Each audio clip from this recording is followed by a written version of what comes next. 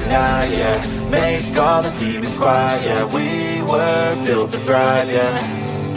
I think that we've all had enough. What keeps you up at night, yeah.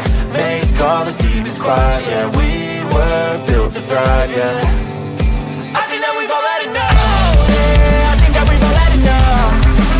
Sick of dealing with the old plan. They know that we're calling it wrong. You got me like, oh yeah, I think that we've all had enough. Sick of dealing with the old plan. They know that we're calling it wrong. Hey, it's too late to try to go contain it. A generation fueled by creation. We live lives on a small screen nation. We control the airwaves, no negotiation. I refuse to think we need saving. Something good will come from creation. And when we think that the world is too anxious, we'll adapt, evolve, survive, and save it. What keeps you up at night, yeah. Make all the demons quiet, yeah. We were built to thrive, yeah. I think that we've all had enough. What keeps you up at night, yeah. Make all the demons quiet, yeah. We were built to thrive, yeah. I think that we've all had enough. Yeah, I think that we've all had enough. Sick of dealing with the old plan. They know that we're calling it wrong. You got me like, oh yeah, I think that we've all had enough. Sick of dealing with the old plan. They know that we're calling it wrong. Hey, oh yeah, I think that we've all had enough. Sick of dealing with the old plan. They know that we're calling it wrong. You got me like, oh yeah, I think that we've all had enough. Sick of dealing with the old plan. They know that we're calling it wrong. Nobody is coming to save you. Get up. Be your own hero.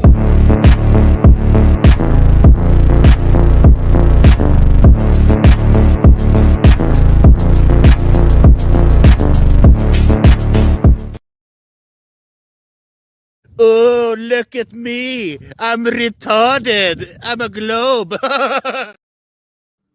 All right. Welcome, ladies and gentlemen, to Sovereign Soul Unchained Mind, coming to you 250 miles live above you in your imagination in the international fake station. I have my good friend Somting Wong is here with us tonight.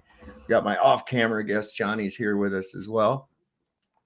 And boy, oh boy, I don't even know what the hell we're going to get into tonight. Yeah, retarded globe. Yeah, you guys like that? I like that too. I'm going to put that up one more time. I think it's fun. Oh, look at me. I'm retarded. I'm a globe. I don't know who came up with that, but that thing's cuter than hell. I like it. Holy cow, who all we got in here tonight with us so far? Saddlebum, Ash R's with us, LJ. We got Stacy Jones. I see Super Spyro, Chicago Cubby Bears with us.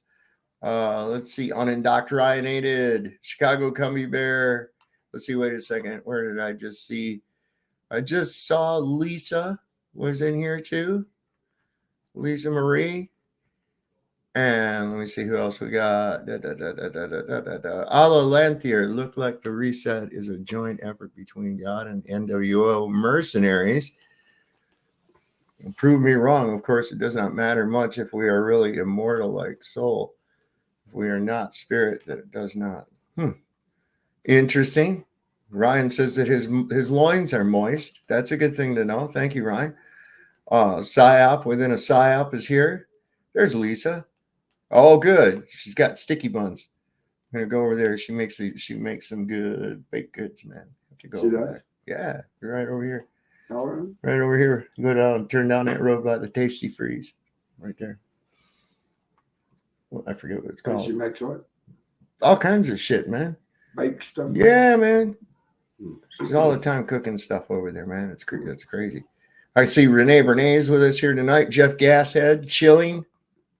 I think that's all I see so far. Let me see all the way down. Yeah, I think that's pretty much got everybody. So I was checking out some crazy stuff and ran across this just before it came on. Said something massive left Antarctica during the solar eclipse, and it was caught on radar, causing 85-foot waves. So I don't know. I'm going to pull this up and see what we can find out about that. Looks kind of interesting to me.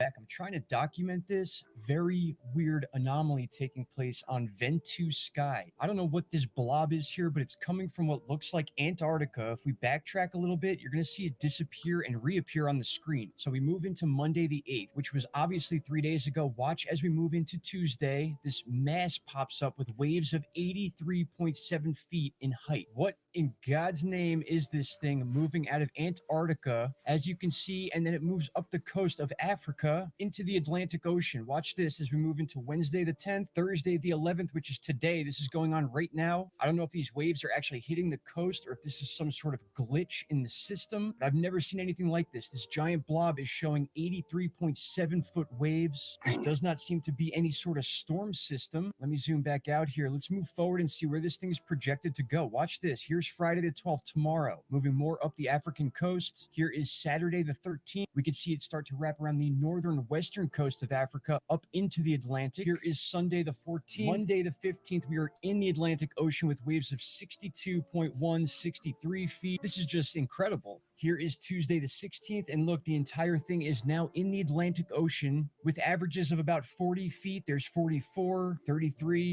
Is it the Leviathan? This shit we're getting right now could be affected. The Leviathan maybe coming up, making these waves? Oh, what's going on? 30. Headed right to the Bank of England. Oh my God.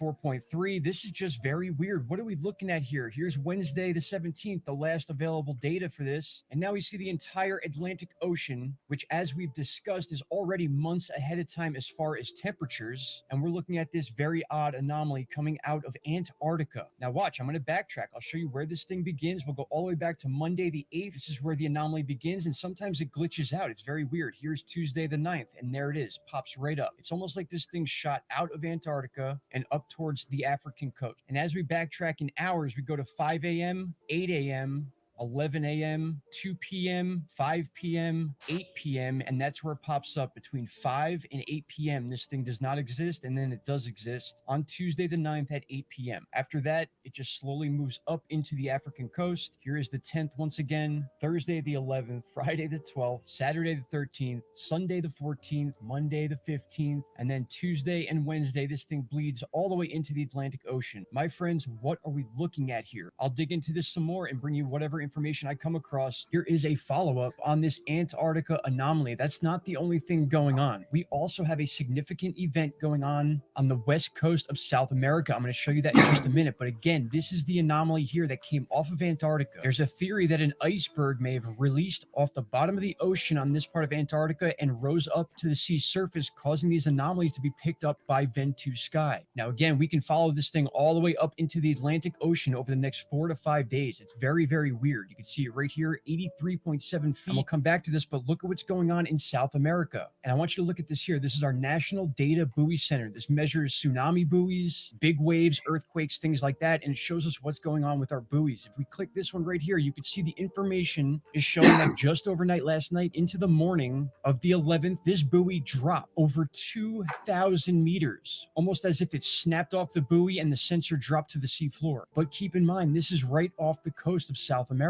And if we go ahead and look at the wave height for this area, obviously we have the anomaly coming off Antarctica, but then over here, there's not much going on where this buoy went off. In fact, it's about right in this area here. We do have a little bit of upper waves here, 10.5 feet, nothing to be scared over. But what caused that buoy to drop out of nowhere over 2,000 meters? That's another thing I don't think I've ever seen before. I'm always checking out these buoys. Every hurricane, every earthquake, I come right here to check them. And now this one is the one right here, right where we just checked the wave heights, which is about 10.5 feet, a drop of over 2,000 meters. That's insane. That's almost a complete fail of the buoy. I'm surprised it's even in event mode and not taken offline completely. But there is some weird stuff going on in the South Pacific and the South Atlantic Oceans right now. Both are very close to the continent of Antarctica. And I gotta say, this is just something I've never seen before. This mass moving off of the coast of Antarctica, possibly a big iceberg. And this is a forecast of waves that are going to be caused by it. If there is any truth to this, this is something to keep an eye on. I think it's something that's interesting regardless of whether whether it actually takes place or not, because we're looking at the 15th, 16th, and 17th here, and we can't even forecast weather that far ahead of time. So to see these waves in the Atlantic like this probably won't happen exactly like this, but the fact that it's being picked up and the fact that it was seen by this website right here, this dense anomaly that definitely came off the coast of Antarctica. All right, my friends, what is going on? And just to verify, the only earthquakes that have taken place within this area near Argentina was a 4.3 earlier today. Nothing even close enough to cause a buoy to drop nearly 2,000 meters. All right, my friends, I appreciate you all. Keep an eye on the X channel, and I'll talk to you soon. Take care. Bye-bye.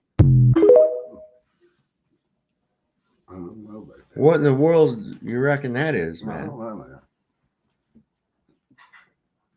I mean, those are pretty big waves, man. Back, I'm trying to How do you document get this. wave? I mean, what causes waves in just one area like And that? that one to be- thing dropped. I mean, and then they seen a small earthquake or whatever.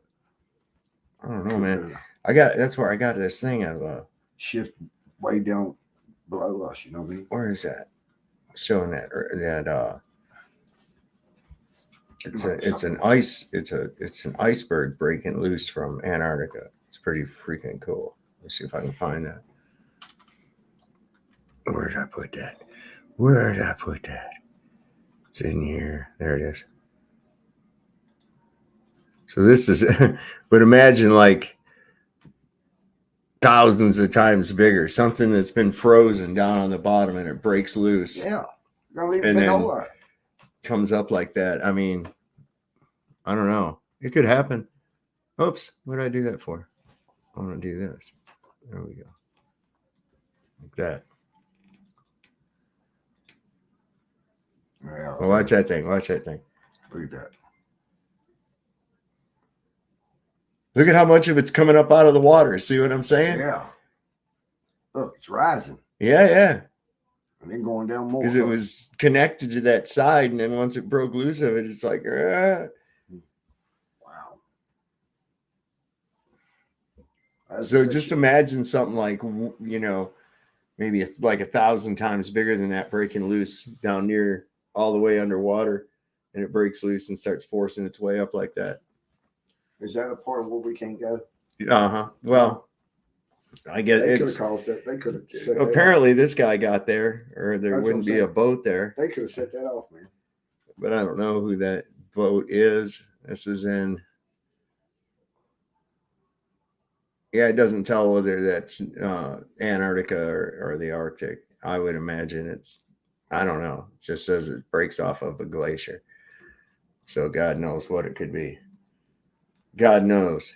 And that's real. Or what I'm actually saying. occurred. What actually occurred. What's this thing here? It says where the 200 fallen angels meet. So I don't know. We're just going to look at weird shit here tonight. That's what we do because we have fun, man. What would you think if I could take you to a place where the 200 fallen angels built a boardroom for them to all meet? It would have to be at the top of a finished pyramid, at the end of a pointed sword, with a phoenix right there into the front yard. And if you clicked inside of it, it would have a round table where they could all meet together, all 200 of them. And if you go right inside the Palace of Peace and Reconciliation, I'm going to show you their boardroom. All 200 delegates meet right here in the top of this finished pyramid. It's one of the only finished pyramids I've ever seen in my life. And if you click on that little mark right there, it's going to take us down inside that hole. And that's what's underneath the Palace of the Peace and Reconciliation, where the 200 fallen angels meet. That sun shines right through the middle of that table that holds 200 people. And it goes all the way down to the middle of the floor in the basement, which is the amphitheater. And that's where all the people can meet. Hold It up. says 200 seats for the world's religious meetings. Chapter 3 in Enoch 1 tells you that there were 200 fallen angels that descended in that day. And right there, it tells you the names of those people, and they were the leaders of 10. I've never heard of anybody even mention this place or a Christian telling me that they went there. Okay, click on the U.S. Embassy in Astana and then zoom down right down the street, and you'll see that portal right there. I thought this was super weird, but there's no pictures of it. So if you go across the street and click on that little blue dot right across the river, and then roll that thing around right there, and you're going to see this. It's like a portal to me. What the fuck is that for? Hold on a second. What is that place? What would you think if I could take you to a place Where's where the this 200 fallen angels built a boardroom for them to all meet? Palace of Peace and what? It would have Reconciliation? Let's see if we can find that. Let's Google that. Let's go for the. Oh, yeah, I have to tell you about that here later. It's Kenneth Copeland. Oh, boy. Let me see. So we want, what's it? The Palace of Peace and Reconciliation. PALACE. Peace. Wow. Okay, it came up before I even had to finish it. Okay. Wow, this is a crazy looking thing. So let's go to the images of it. Let's see, here's videos of it. Let's see if there's videos. No, it's 2 minutes. So hold on, let's go back to what does it say about this? Let's go back. Okay. So it says here, I'm just going to bring this up.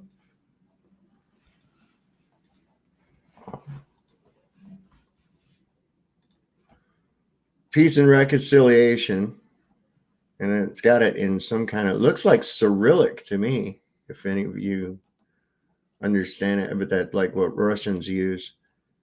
Also translated as the Pyramid of Peace and Accord is a 62-meter high, which is 203 feet, pyramid in Estonia, or Astana, the capital of Kazakhstan. Okay, so I've heard some shit about Kazakhstan. All right. Since 2019, it serves as a non-denominational national spiritual center. Hang on.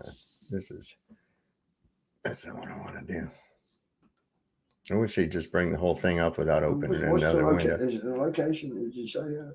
It's in Kazakhstan. Let me stop sharing this, because then if I bring this up on the other thing, if you click this link, it brings it up in another window, and then I have to reshare, which is gay. All right. Here's what Wiki has to say about it. Let me spruce us up a little bigger for the folks at home so they can see it. All right. It says the palace. Okay, we read this part. Capital of Kazakhstan. So Astana is the capital of Kazakhstan. Since 2019, it serves as a non-denominational national spiritual center and event venue.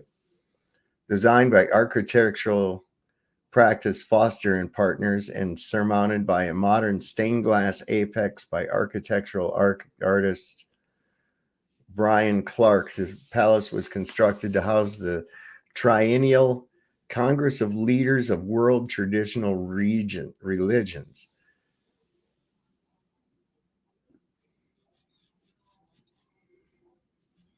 All right, so this is something they just made up. Traditional religions is held, let's see, hold on. It says the Congress of Leaders of Traditional Religions is held once every 3 years in Astana, Kazakhstan. The Congress was initiated by President Nursultan Nazarbayev of the Republic of Kazakhstan 19 years ago.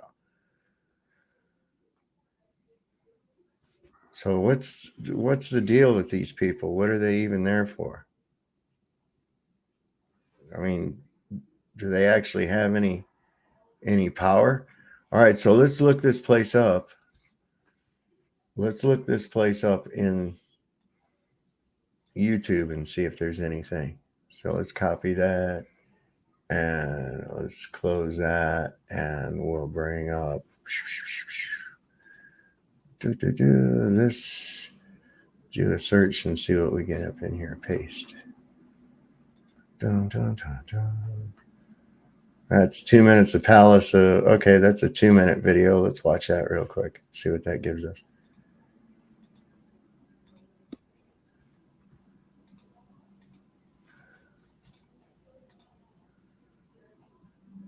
Isn't that where Borat was from? I don't know. He might have been Kazakhstan. I don't know. Pakistan or some other place. Let me bring this up big for y'all.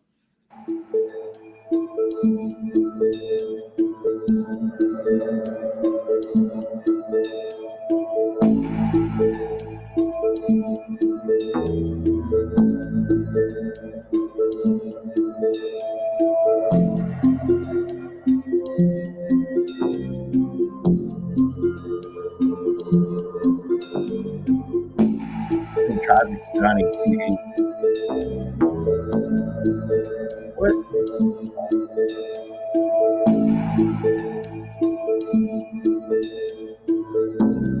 Brad was a diversion.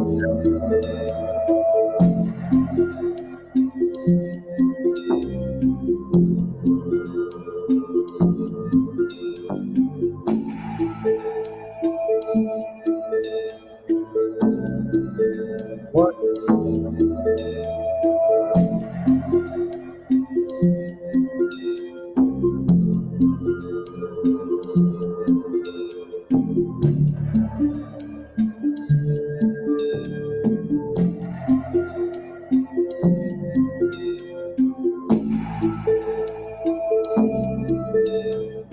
Man.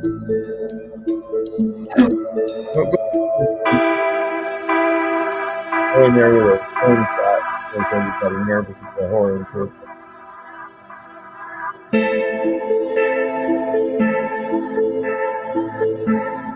You could go in there with a slingshot in your back pocket, make them all nervous as a whore in church. You know what I'm saying?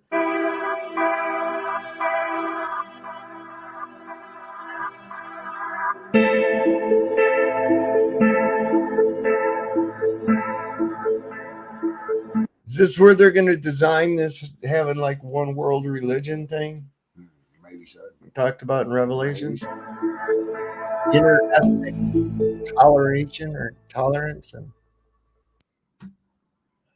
well, that's kind of screwy. I don't know. Let's see what else they got on it. They beating everybody out. It's really, you know, is this these little jacks in operation there with their little thing? Here's a thing from Palace of Peace and Reconciliation. Where do you get, like, what do they actually do? You know? Come in there and control the religion, they said. Discuss the religion. All right, so let me just go back here for a second. This is crazy.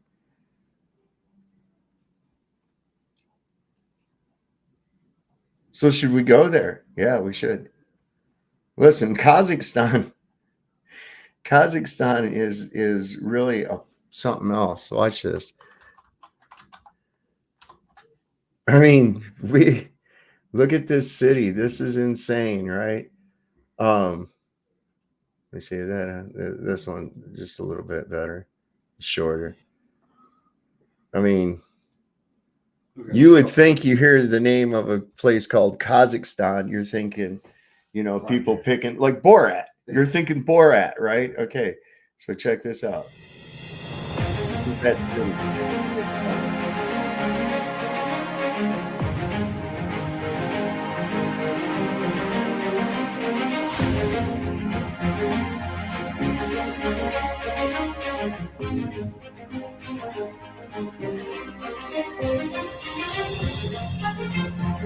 Look at that.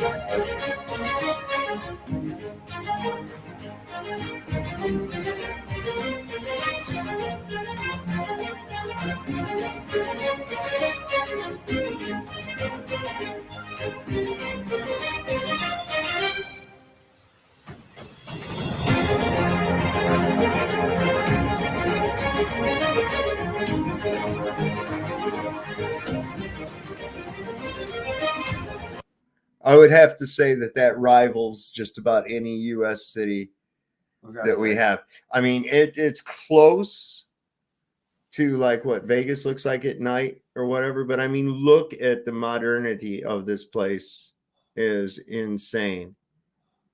Wow.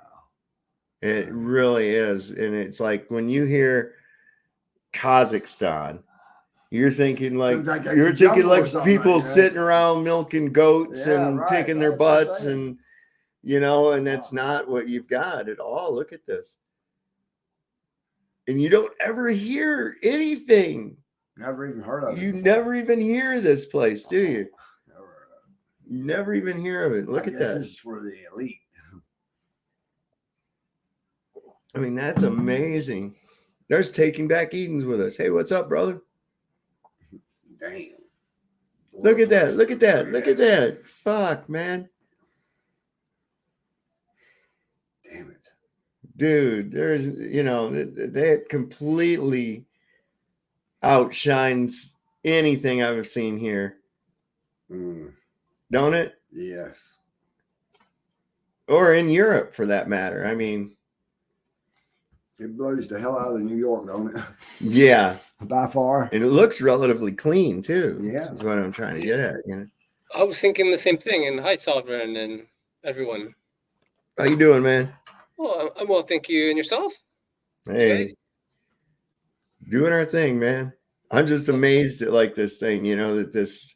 I've thought about this before because I found out about Kazakhstan a while back, and I was like, "Holy shit!" And Azerbaijan and these areas, and there's like all these modern cities, and and the way we think of them is that they would be, like I said, sitting around dirt floors, milking a goat and shit, and they're not. Maybe some babies laid around with flies on them. Yeah, little babies with flies on them and shit. You always got to have that in a third world country. That, in fact, third world countries, it's mandatory to have babies with flies. Yeah, maybe this is what our cities could look like without all the spending on space. Well, yeah, if we actually had real money. Oh, yeah, that too. As it is now, it's just the way it works is debt is money. Yeah, the fractional lending. Yeah. This is why when it starts getting like right now, it's probably it's easier to get a credit card than ever before. Right now. Yes. Yeah. And there's a reason for that. And the interest rates today. They want that interest. I want to go to this place, man. I want to visit this place. Kazakhstan? Yes, man. Oh, yeah. I know each country has a level or a rating for corruption. I wonder what theirs is. I don't know, man. I'll take a look. But I remember seeing on UN's website, they were saying that corruption is at an all-time high, costing the economy literally trillions every year. Huh. This is a time lapse of the area. Hey, look at that. What's that? Yeah. Look at that.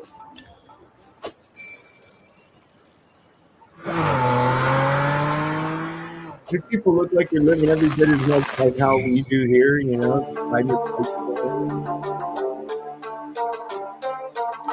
Look at that, man. Clean.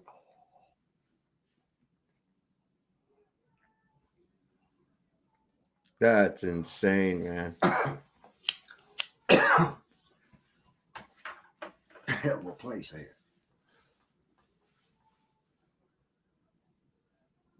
That's crazy. That's at Palace.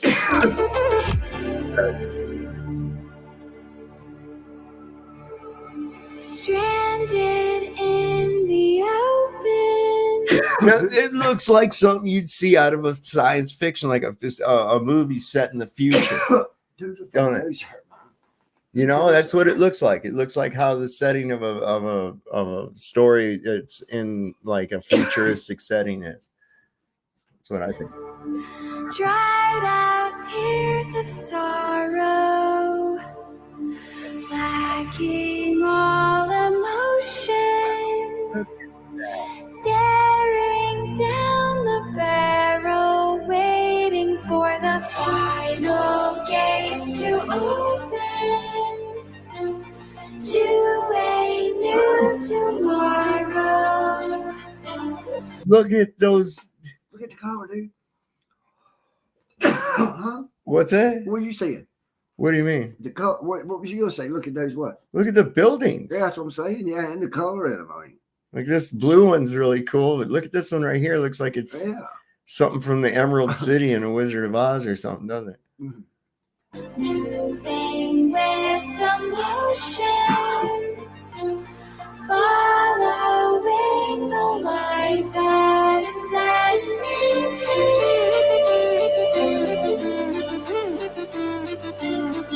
Wow. around that, right? So when are we going? When we got to go to this place, man?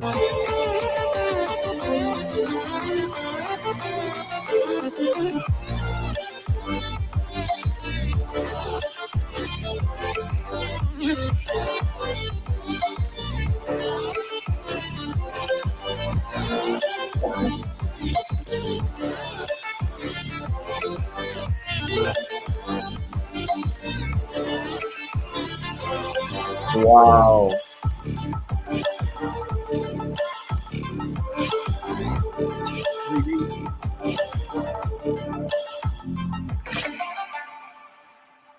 Man, you could spend you know how much time you could spend there just taking pictures? Oh, Holy great point. crap. Maybe make some calendars and sell them. No Remember those? doubt. Yeah. And it's like the thing you got to ask. Here we are. Everybody's in it. You know, this is the brainwashing that everybody's under too. We're the greatest country in the world. Everybody wants to be like America. You think the fucking people there want to be like America? Oh, I great mean, point. you compare that right there with Chicago, or compare it with Washington D.C. From what I understand, that's the capital, right? Right.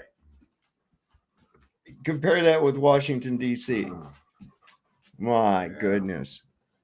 Hmm. No, then people wouldn't want to be a thing like us. I don't want to be like us. What the fuck? I mean, There that's, is hope.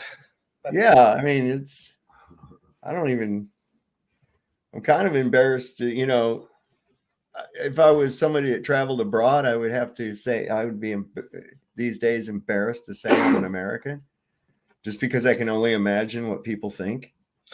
Yeah, however, from our point of view, I think you're actually a hero, a true American hero, because you actually stand up for truth and you share the truth. And I really appreciate that. And I'm sure a lot of people will appreciate. And thank you for the stream as well. Well, thank you. Thank you. So you do make Americans look great again. So you and the other truthers.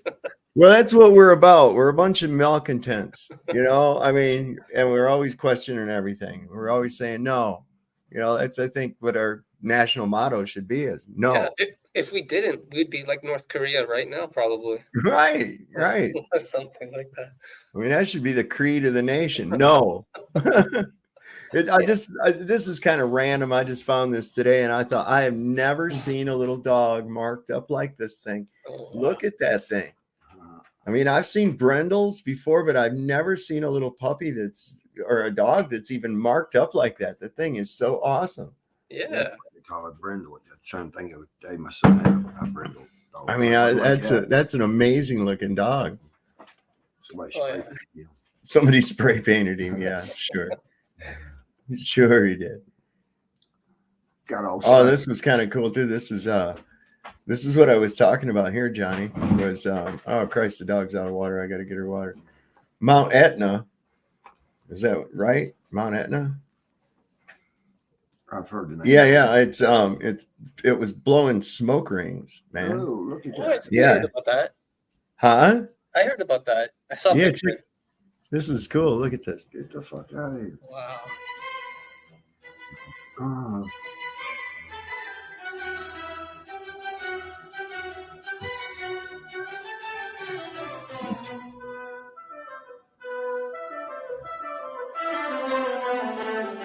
wow. That's cool. Yeah. Yeah.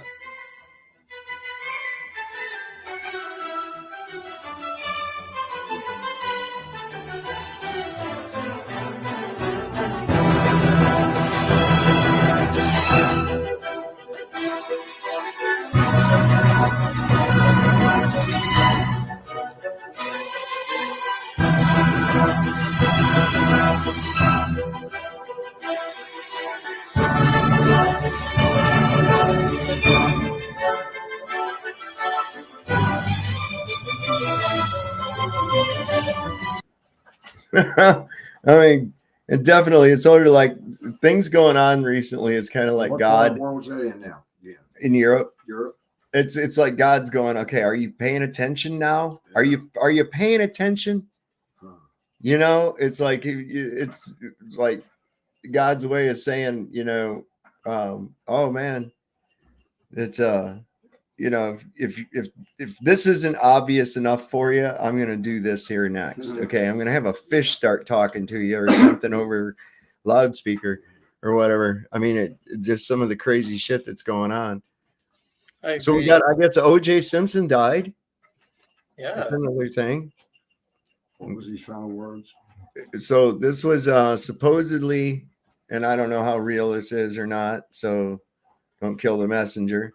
But O.J. Simpson's final tweet before dying, his family has since deleted it. He said, "I just want y'all to know I did that shit, O.J."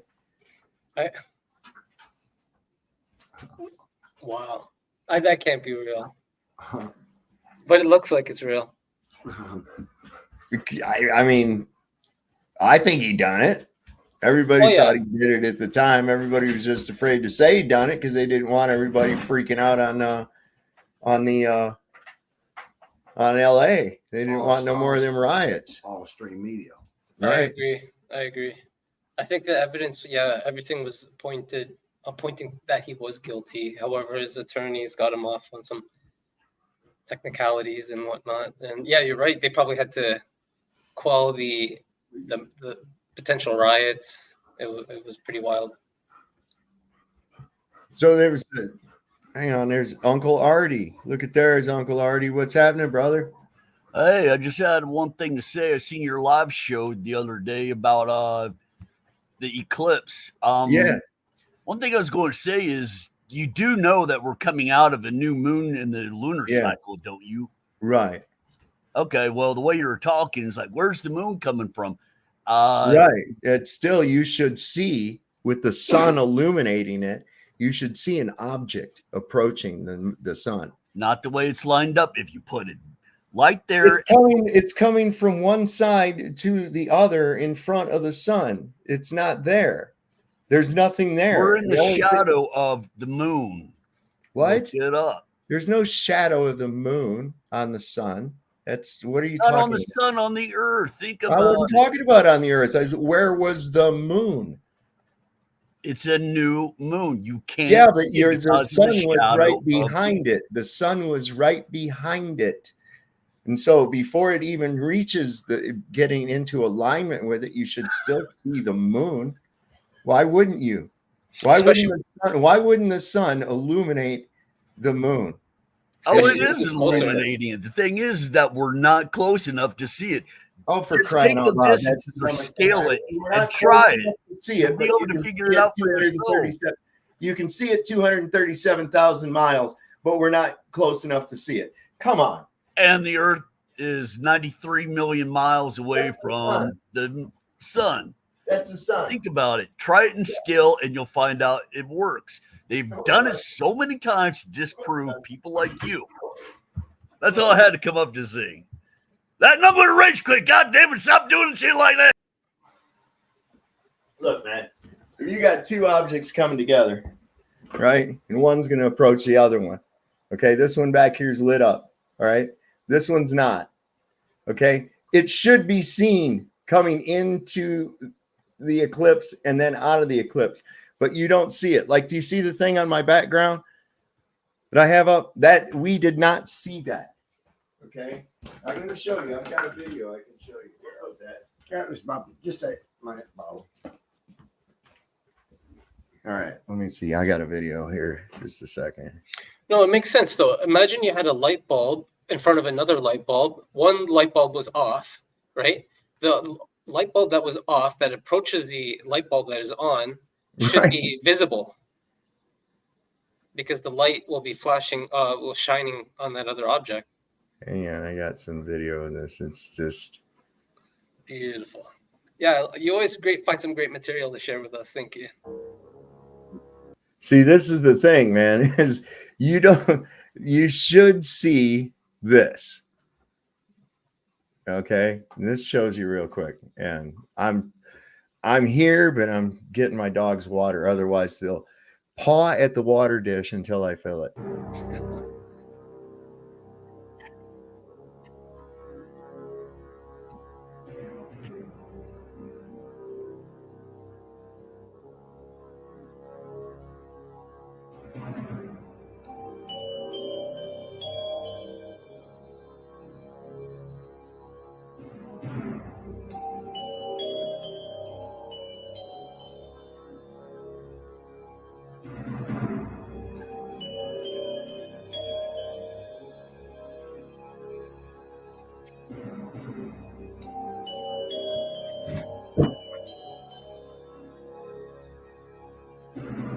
See there. See, that's what I'm talking about. Where's the rest of it? Where's the rest of it over here? Mm-hmm. And even as it approached, right? Where is it? There should be more black circle over here, Mm-hmm. right? Not just empty sky. And that's what I was trying to get through to that him. You won't never see that though. He thinks you can look through a telescope though and tell what something's made out of.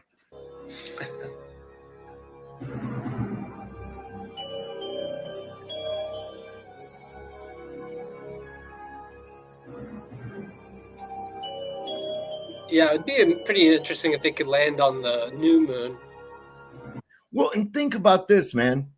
There would be earth shine onto the moon. I mean, let's face it, the little bit of shadow that was on that it cast onto the earth did not negate the light that reflects back off of the earth. Great point.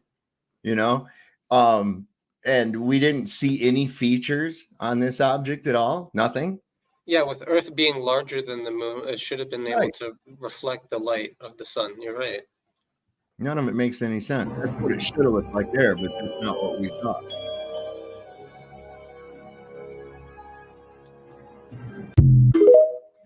Where'd he go? Artie just bailed out. Yeah. He don't like to stay a long time.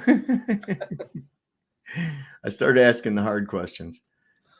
Yeah. Yeah, people saw some weird shit too. I showed this last night. These objects that zoomed past during this thing. Did you see those? Back up. No, I didn't see that. What is that? Bruh. Look, there's something flying through the air. Oh shit, what was that?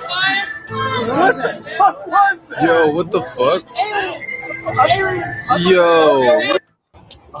Back up. Yeah, that was two different people, right? What's that? What is that? Bruh. There it's going to like Flying through the air. Oh shit, what was that? What the fuck? and it didn't come out of the clouds. And that motherfucker was flying. Yeah, man, that was carrying the mail. That really was. You see? Yeah, that's pretty crazy. Is this the whole thing? Yeah, where's the moon?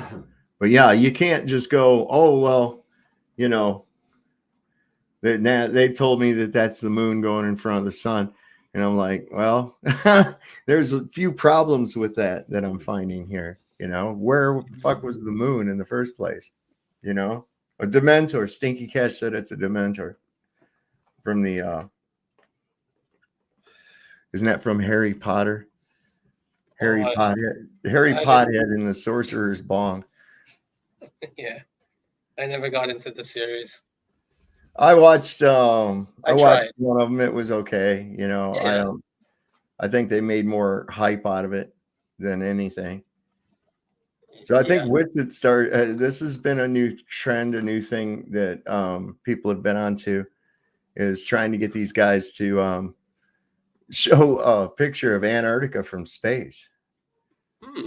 What up, fam? Listen up. Why is every single picture of Antarctica from space fake? You can use whatever search engine you want and look this stuff up yourself. And Globers don't think this is sus. Maybe, just maybe, they lied to us about where we live. It's 2024 and we don't even have a real picture of this place from the alleged space.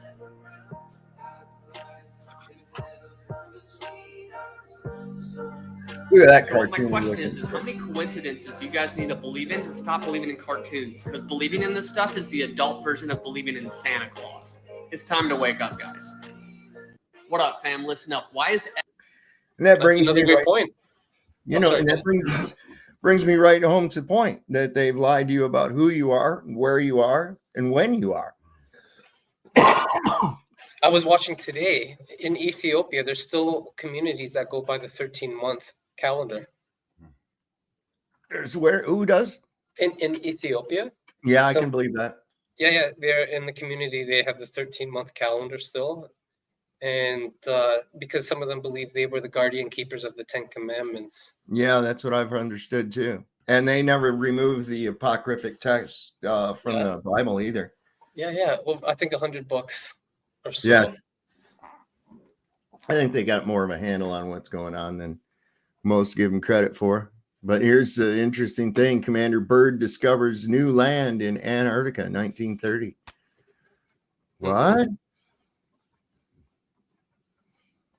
And some of his final videos, he was talking about how we should be exploring there. Yes. And then he died mysteriously. He looked like he was pretty healthy. He did. I think He he was, was 68. what, that Longines? Let's see, what year was that? Let me see. I have a meme with some of his facts. So it looks like, yeah, in 35, they created Lodge 777 there, and 60 of the 82 members were Freemasons. And then in 57, he died mysteriously, supposedly. Well, let's see. This says from, doesn't tell us the year on that.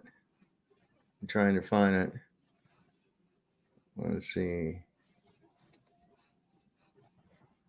1 year after his death, in 1958, it looks like the Antarctic Treaty was created. Yeah, it was. So it looks like they had a lot of time there. Supposedly, they had a flag planted in the south in 1929. So, and then in 35, they established the first lodge. So they were there for, it looks like 23 years before they initiated the treaty. That's a long time, 2 decades. And what do we know about it? Very little. Yes. Right? Died in 59. Yeah. This right here said this is the most replayed area right here. Okay. Let me see. Yeah, right there. Let's see. Unexplored land left on this earth that might appeal to adventurous young Americans? Yes, there is. And not up around the North Pole, because it's getting crowded up there now, because they find out it's really usable, not only to live in, but militarily. But strangely enough, there's left in the world today an area as big as the United States that's never been seen by a human being.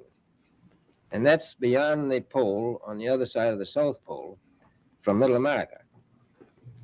And I think it's quite astonishing that there should be an area as big as that unexplored.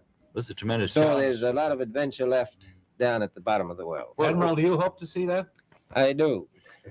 Well, Admiral, Yeah. would you say that since you've been to both the extremities of Earth, are these expeditions to such far-off places, are they getting easier because of modern techniques, or is danger still close at hand?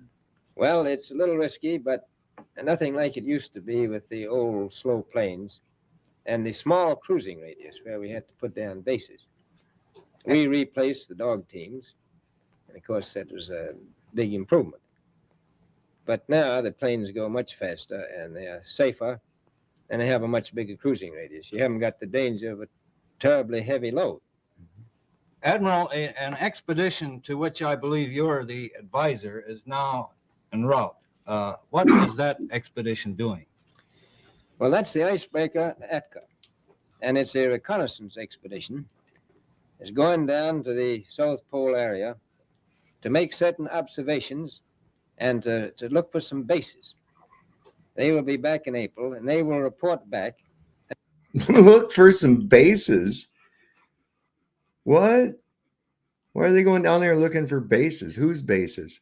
Nice catch. And from the information we get from that undertaking, we will base the bigger expedition that's to follow.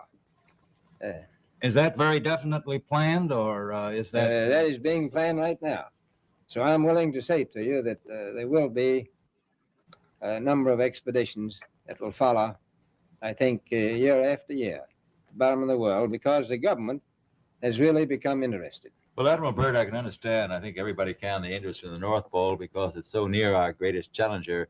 Soviet Russia. But why this interest in the bottom of the world? Nobody living down there, is there? No, it's pretty cold. There's only one permanent resident. That's the emperor penguin. The little ones live further north. I tell you one reason they're interested.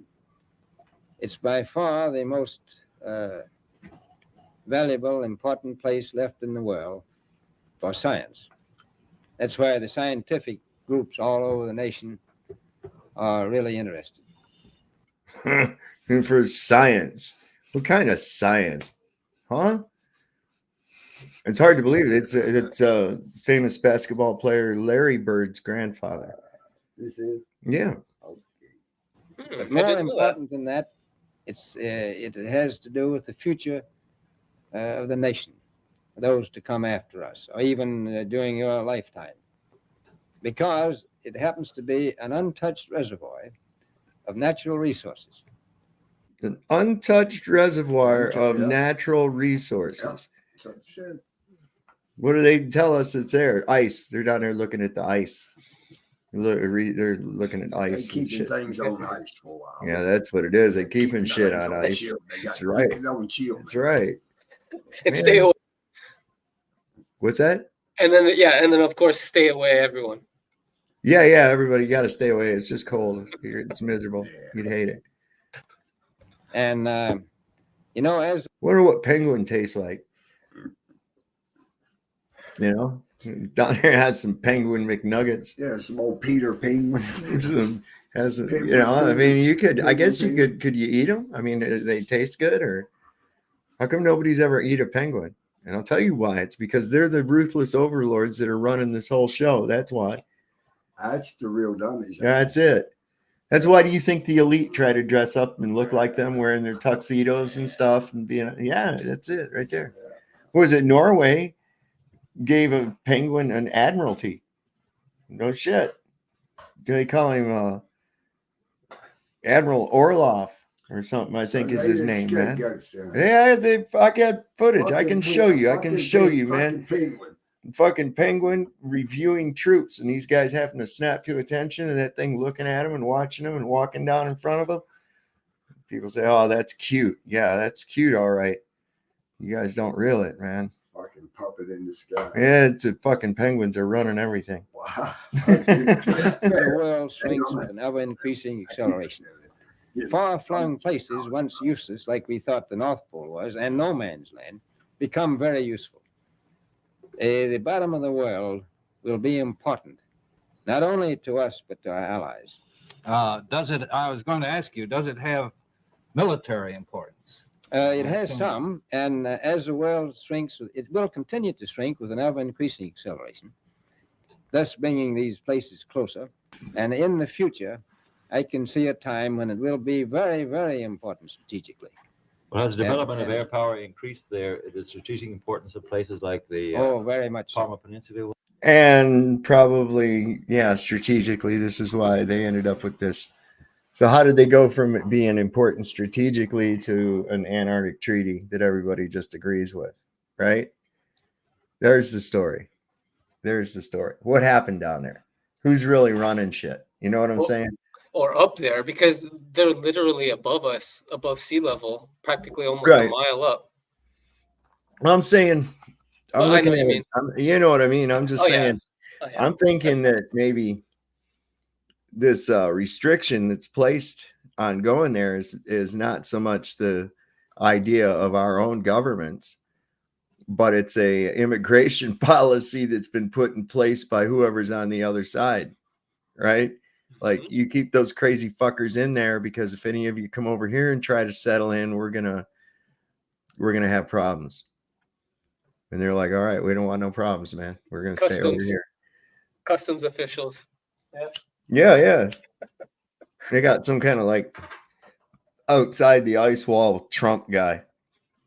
That's why there is an ice wall. They have the extraterrestrial Trump. They built the ice wall to keep us out. Very much so. Even now, if anything happened and we lost the Panama Canal, we would have to control the islands just north of Antarctica, which are part of Antarctica. I've than heard it- between there and Cape Horn.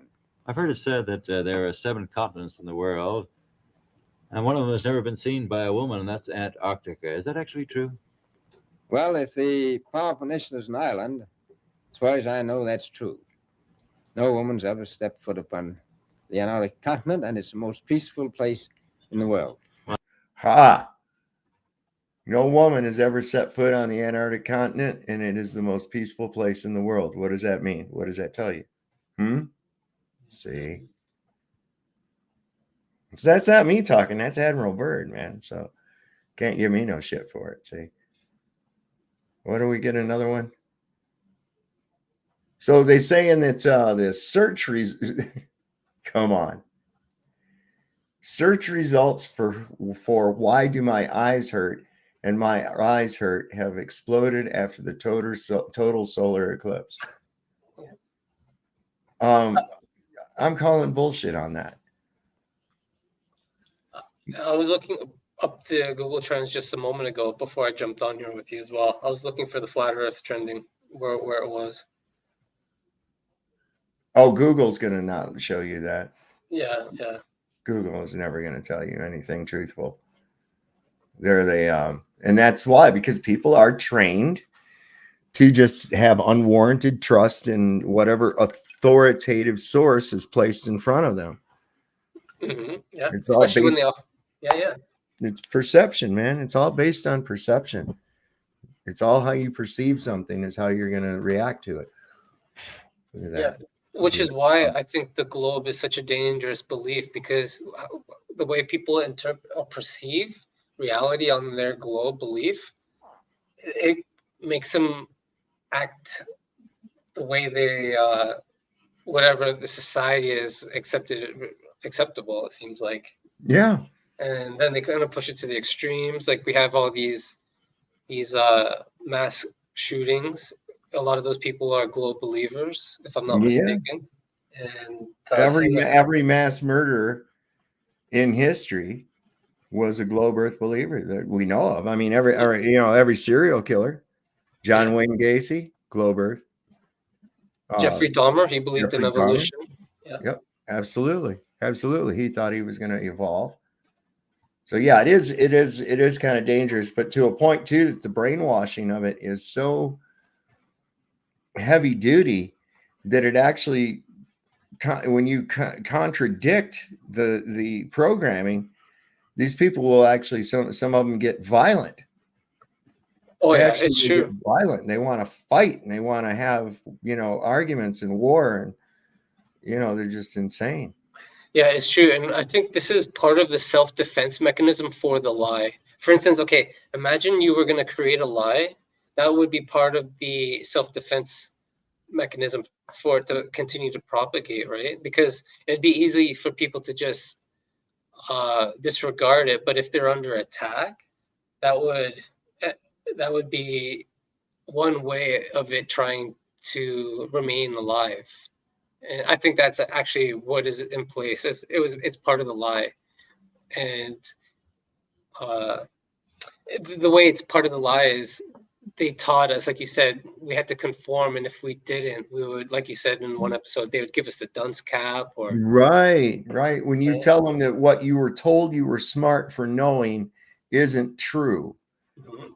Oh my God, you took away my smart. Yeah. That's what's going on. Yeah, and then they would give us an A if we conformed, and an F if we failed to do so. Yep. So the whole lie has this whole self-defense mechanism that's going to include attacking. Even people now literally attack their own their own senses, and I say God-given senses, right? Yeah. They attack their family members' senses. So the lie is very. Oh man, it's crazy The how programming runs deep. It absolutely does. And you're right, man. It gets people, and you have to wonder, and this is why I ask people this, and I'll say, why does this upset you so much? And I'm not looking for you to answer me. Ask yourself why it upsets you so badly. Mm-hmm.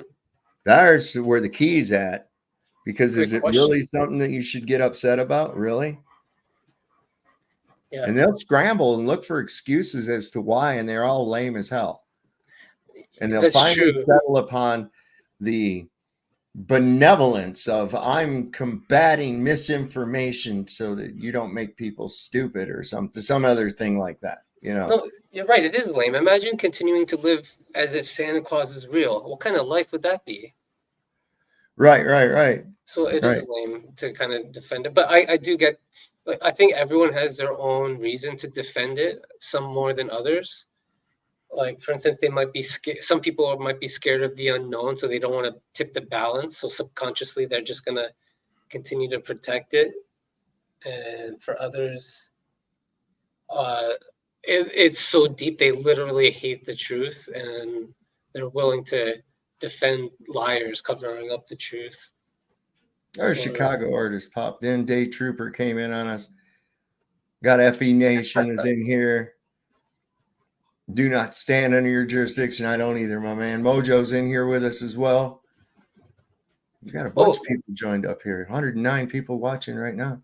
amazing. I saw you today on Flatzoid's channel. Yeah. I like to go over. I like Flatzoid. He's a good guy. All them guys over there. I love them, man. PJ, Michael, all them guys, man. Amazing. Yeah, I think you guys would make a great team for a debate. Oh, yeah. Crush anybody. Yeah, I think we're going to put one of those into the works. I'm going to get a hold of Jaron and see about doing one. Just got to decide who the opponents will be. Oh, great. Remember, feel free to ask them for a video of the very first video of Earth from the moon and see if they can pull it up. Oh, yeah. Because remember McToon, it took him 48 minutes to play it, and then he removed the video. He made it private. And then I asked him on his follow-up. I went to one of his live streams, and I was like, how come you deleted the video? Because he said he made it. He probably made it private because of something or other. Like he was asked to. But yeah. Yeah, I don't know, man. It's that guy is so dishonest to begin with.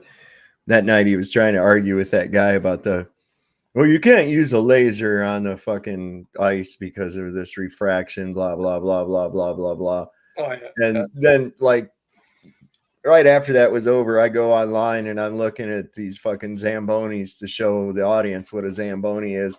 And I run across an ad for a brand new Zamboni that uses laser leveling technology. And I'm like, incredible technology, right? Patented technology. Yeah, man. And I'm like, well, there's so much for you. You can't measure flatness on ice with a laser. So much for that. That did not swap. That's fucking crazy, these guys. That was brilliant. So I ran across this from Ted Logan on X, and it's regarding the Soros cycle. It's about 5.5 minutes. It'll give me time to replenish my little... Is that the scratching I hear? No, that's actually that noise back there. That's my dogs. They think they have to come in here and drink water while I'm. Yeah, I thought so. They want some more water. You know, and it's like, yeah, it's not Brandy. I think it's Fabio back there right now. Let me see. I can't tell. He went around the other way. Fabio, the model. Yeah, that's who it was. Fabio. He's the oldest. He's a big, huge, gigantic German Shepherd. Oh wow. He's in great hands. Great job. Oh, I love these guys. I got 5 of these little rascals running around here. Amazing. Keeps my hands full. I just went to I had to go to Tractor Supply today to get dog food and bought 2 big 40-pound bags of dog food. Brilliant. And yeah, they keep me running. I think they eat better. I think they eat better than we do. Really. Are they allowed to have any of the leftovers? Like, yes, Nikki Duncan. Yes, I have watched Quantum of Conscience on YouTube. Yes, I'm subscribed to that channel. Haven't watched it in a little bit. I haven't seen any of his shows in a little bit, but I need to get caught up. So my day is like, what the hell? Yeah, time flies fast. I try to keep up with shit that's going on, as well as stuff around here, and it's like, what the fuck? There's not enough time in the day. And then I'm up here till like 3 o'clock in the morning. I got hooked on a series called Vikings. And what hooked me on it at first, I thought, well, let me see if this is any good. And it was this guy, he's his friend within one of the first episodes, his friend is a shipbuilder. This guy's kind of crazy, you know, and he's come up with a new design for a ship that allows it to go in rougher seas because the planks are allowed to kind of be flexible and this, that, and the other. And this guy says, we should sail west. And he's like, we can't go. There's no land there. And he goes, no, I've heard there's land. We got to go. And he says, but we'll get lost. And he goes, no, look, we got this new boat. And he says, and look at this thing.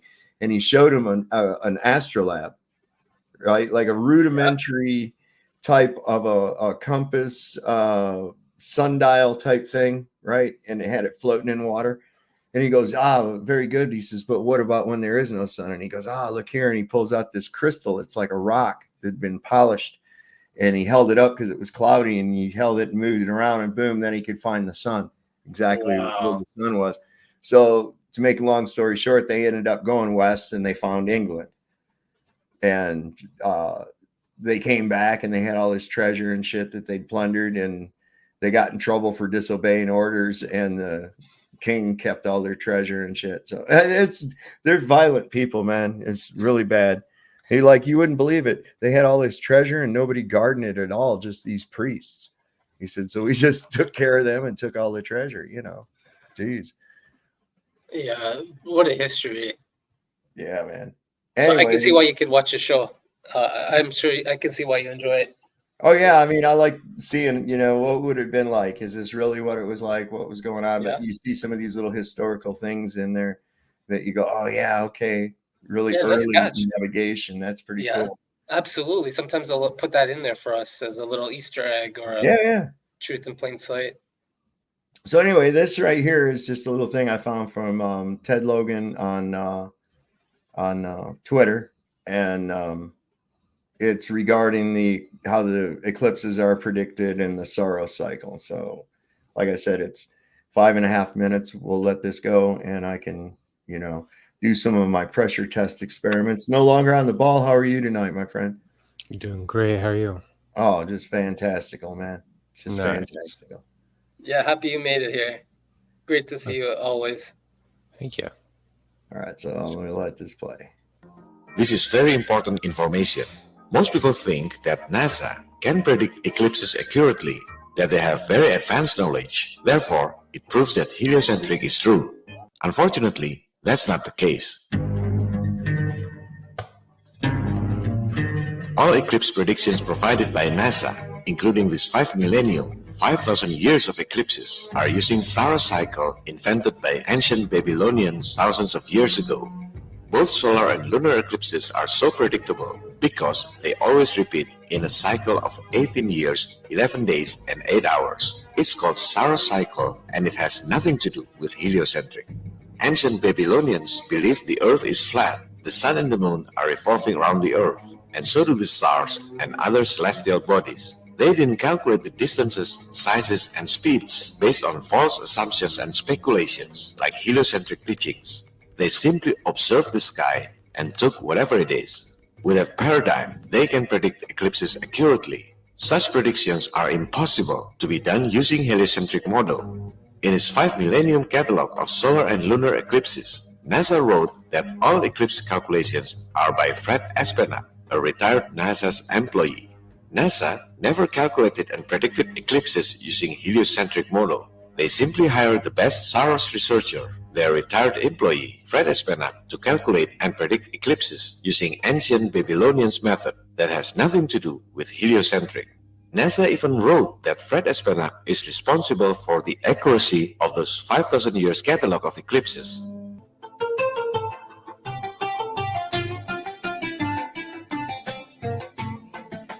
For thousands of years, some astronomers collected eclipse cycle all around the world based on Saros cycle. They have started to do this long time before NASA was established in 1958. Astronomers like Fred Espenak simply collected eclipse database from other local astronomers all around the world.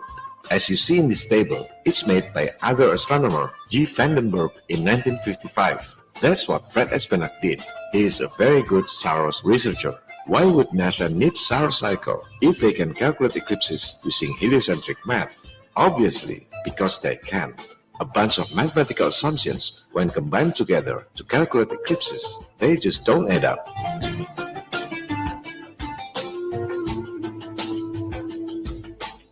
There's an interesting review from Matt Parker from Stand Up Math's channel. He's the only person who got prestigious title as London Mathematical Society popular lecturer, a very smart and articulative mathematician. Here's what he said about predicting eclipses using heliocentric math. And so I'm going to show you the mathematics behind how we can predict when they're going to happen. We can do the calculations on the elliptical orbit of the moon as the Earth goes around the sun, and we can calculate how often the moon goes between the sun and the Earth. Unfortunately, it's not that simple. It is a wonder we have eclipses at all.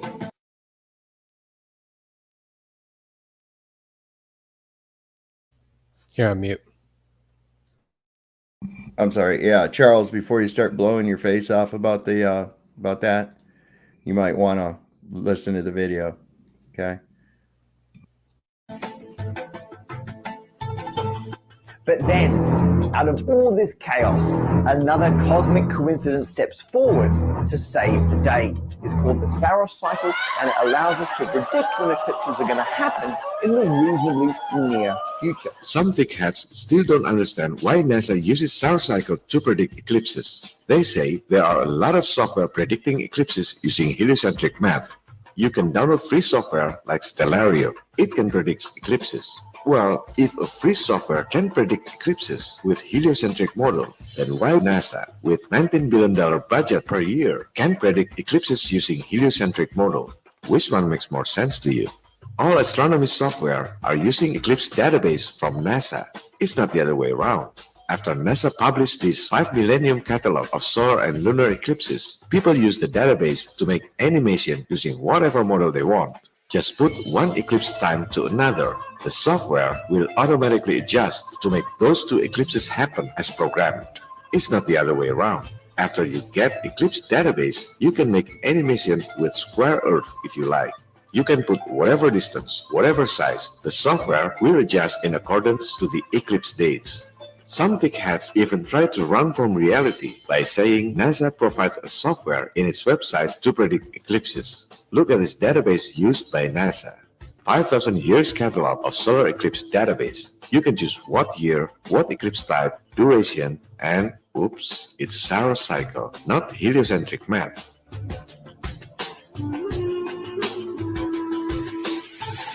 This is the 3D movement of their heliocentric model. The sizes, distances, and speeds are not to scale. This is just to make you have an idea of the true heliocentric concept. The question is, how could NASA 48 years ago kept up with the Earth's orbital speed, almost 100 times faster than the speed of sound, and also kept up with the sound speed across the space at almost 60 times faster than the speed of sound?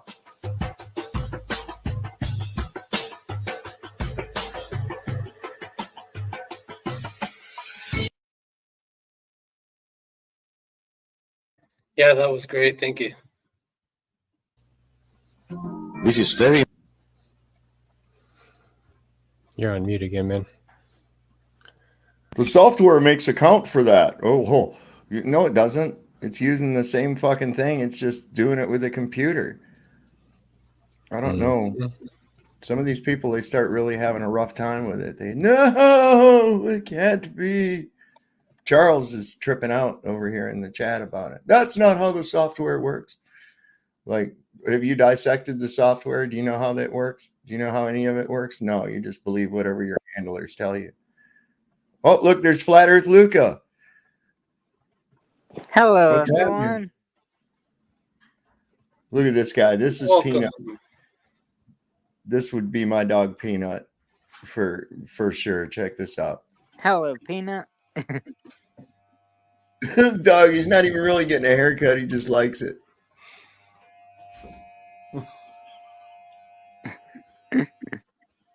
Cute. That's how my dog Peanut acts. If I cut the dog's nails, She's like, okay, do me next. And she doesn't like having her nails cut. But because everybody else is getting their nails cut, she wants to have hers done too. See? She's crazy. So, what's this one about? What's what about? What are we discussing? All kinds of stuff, man. We Oh, were okay. just now discussing how they use the Soros cycle from flat Earth Babylonians to calculate the eclipse cycle. So that's pretty cool. The solar cycle. Yeah. So I you don't- showed Yeah, up. Luca- You showed up too late, Luca. Oh no. Yeah. Also, I guess I'll have to. also, look it I up. heard that the Soros cycle doesn't necessarily predict where it's going to be on the ground. It predicts where it's going to be in the constellations, in the matching of the constellations. So your Soros cycle is going to be your 18 years and 11 days, I think it is. 18. Yeah, it's a pretty specific number. And apparently there are Soros. There's like 150 or maybe more Soros cycles in the Soros cycle. So every 18 years it goes to another cycle. And anyhow, the buddies of one Soros cycle compared to the other twin, Soros cycle How that do- matches it are actually going to be slightly different even, which is kind of interesting. They had How to do you adjust spell it. They had to adjust it right before the eclipse on this last one. How do you spell it? What? The solar cycle. I think it's fuck. Hang on. I'll pull it up. SAROS. Yeah, SAROS. SAROS. All right, grab this. Cycle. I will. Solar cycle of solar eclipses encompasses 70 solar eclipses in the period of 1200 to 1400 years. About 45 different eclipses in a period of about 800 years. It's 18 point something years. 18 years, 11 days, and 8 hours. Yep. And sound like Donnie Darko. Did you ever see that movie, Donnie Darko? No. Yeah. That thing kept counting down. He kept seeing it wrap. That movie's really a trip, man. So you have never apparently, seen it, check it out. Yeah, it is a trip. So 18 years, 11 days, whatever hours, but each Soros cycle is going to be 10.5 degrees further off than it was in the prior year's cycle as well. So you end up kind of having a shift, if you will. So Joel, I don't know if you know or not, but Luca has brain worms. Yeah, no, I could tell from I was praying for him. Watch. I'm going to ask him something. I was going to say, all right. So Luca, you say Yeah, what's up? you're in Australia right now, right? Yes. Okay. How is it that we're communicating? Here I am in the United States. How are we communicating? How is my signal? Video? Huh? Video? Over the Yeah, but phone? how? How is that signal getting to you? I'd imagine it uses some kind of GPS or something. A GPS? I don't know. It just works. Yeah. It's not satellites. I thought you were going to say, you might be getting better. I thought you were going to jump right on there and say satellites. But this is actually how it works, okay? This video to your Pokemon Go account to your family WhatsApp group runs on a hidden network of undersea cables. Why should you care? Yes, that's Because right. modern life Yes. is increasingly dependent on those slinky That's subaquatic wires. And they get attacked by sharks from time to time. How do they work? What's the future for them? Join us today as we plunge the depths and That's ask what it how is. the Yes. internet A travels series of across underwater oceans. cables. That's correct. According to the Yeah. authoritative Look at all that. Submarine Cable Map website, there are currently 493 active or actively under construction subsea internet cables crisscrossing the globe. These range from the relatively modest 300-kilometer Azerbaijan to Turkmenistan wire running under the Black Sea to the absolutely gargantuan 6,600-kilometer Morea cable linking Virginia Beach in the US with Bilbao in northern Spain. Maria weighs the same as 24 blue whales, apparently. The firms laying down this serpentine superhighway worldwide, there's now 1.5 million kilometers of undersea data wires, are cagey about how much it all costs. But professional estimates indicate a typical transoceanic. I've shown a video of that ship, one of those ships like that where they've got all that cable coiled in there, like in a big reel, and before getting it ready to take out, and then they run it across the ocean. That's crazy, man.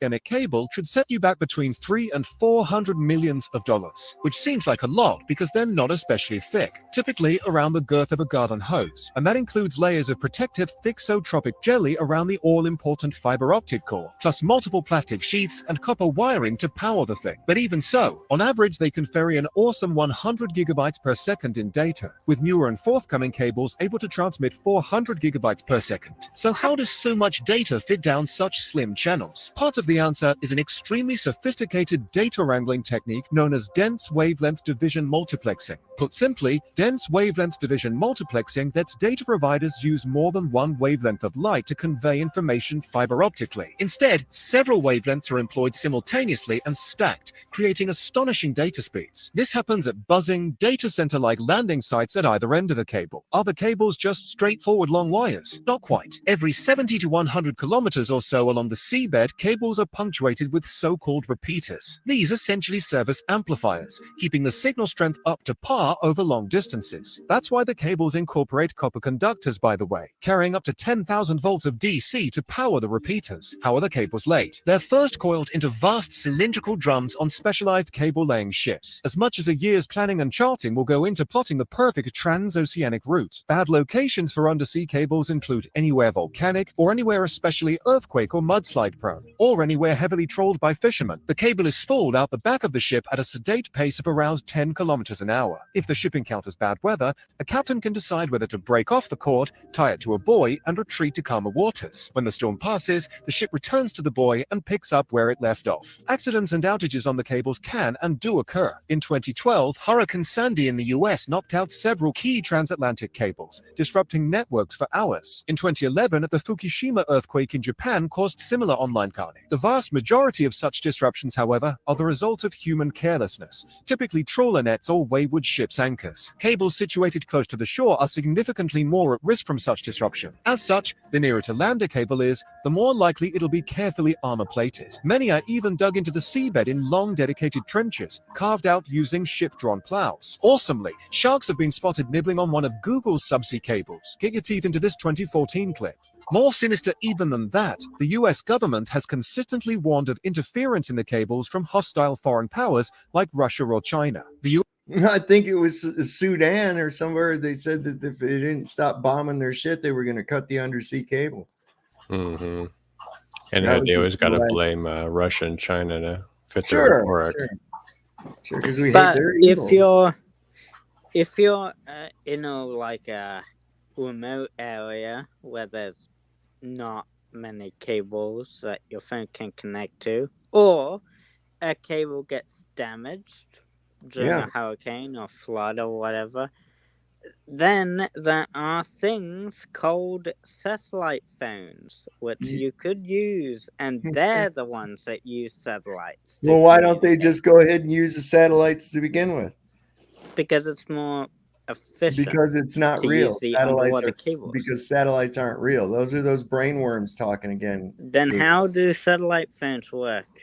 They put out a stronger signal on a different frequency. It's still tower based, bro. Yeah, That tower doesn't based. seem Yep. feasible, No, especially they're still tower based. Yeah, They don't have a multi multi-billion-dollar magic garbage can floating around up there, just hoping somebody will break out a satellite phone. Come on.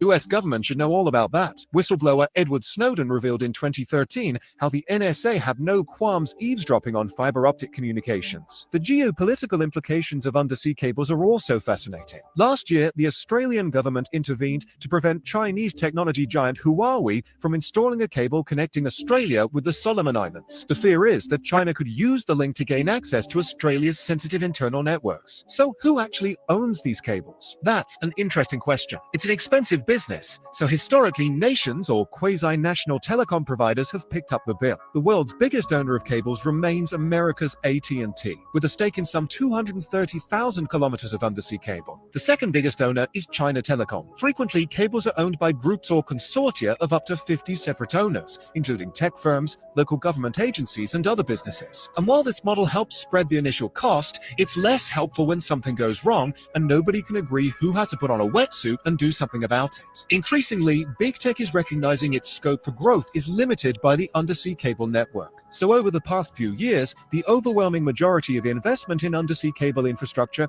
has come from companies like Facebook, which currently owns nearly 100,000 kilometers of cables. Google owns roughly the same amount. Amazon has its own massive private network, hooking up the online giant's mighty AWS data centers through cables traversing the Atlantic, Pacific, and Indian Oceans, plus the Mediterranean, and the Red Sea, and the South China Sea. The tech giants like to frame these vast environmentally disruptive infrastructure projects as civilization-enhancing largesse on their part. But they're also shareholder companies, remember, who know perfectly well that increasing the number of human beings online is the only way they can continue to grow. Hang on a second, you're probably thinking, what about Starlink? Isn't our old mate Elon about to make the internet wireless any day now? For now, cable is by far the cheapest and most efficient means of yeeting vast packets of data over incredibly long distances fast. Even normally bullish Musk says Starlink is only aimed at people who don't presently enjoy access to high-speed fiber. But who knows how that'll pan out in a decade or two. For now, the future is very much undersea cables. Only this... Yeah, I just saw an area here recently where they're putting in more fiber. It's happening more and more everywhere in rural areas. We're starting to see it. It was already in the bigger cities and the suburbs and shit, and now we're seeing it spreading way out here into the country and stuff too. So yeah, I showed you a map on there if you want to see it. It's the internet map. Yeah, thank you. Which is good stuff. Seems like there's I can't remember. Yeah, it's almost over. I'll bring this up after this video. Okay.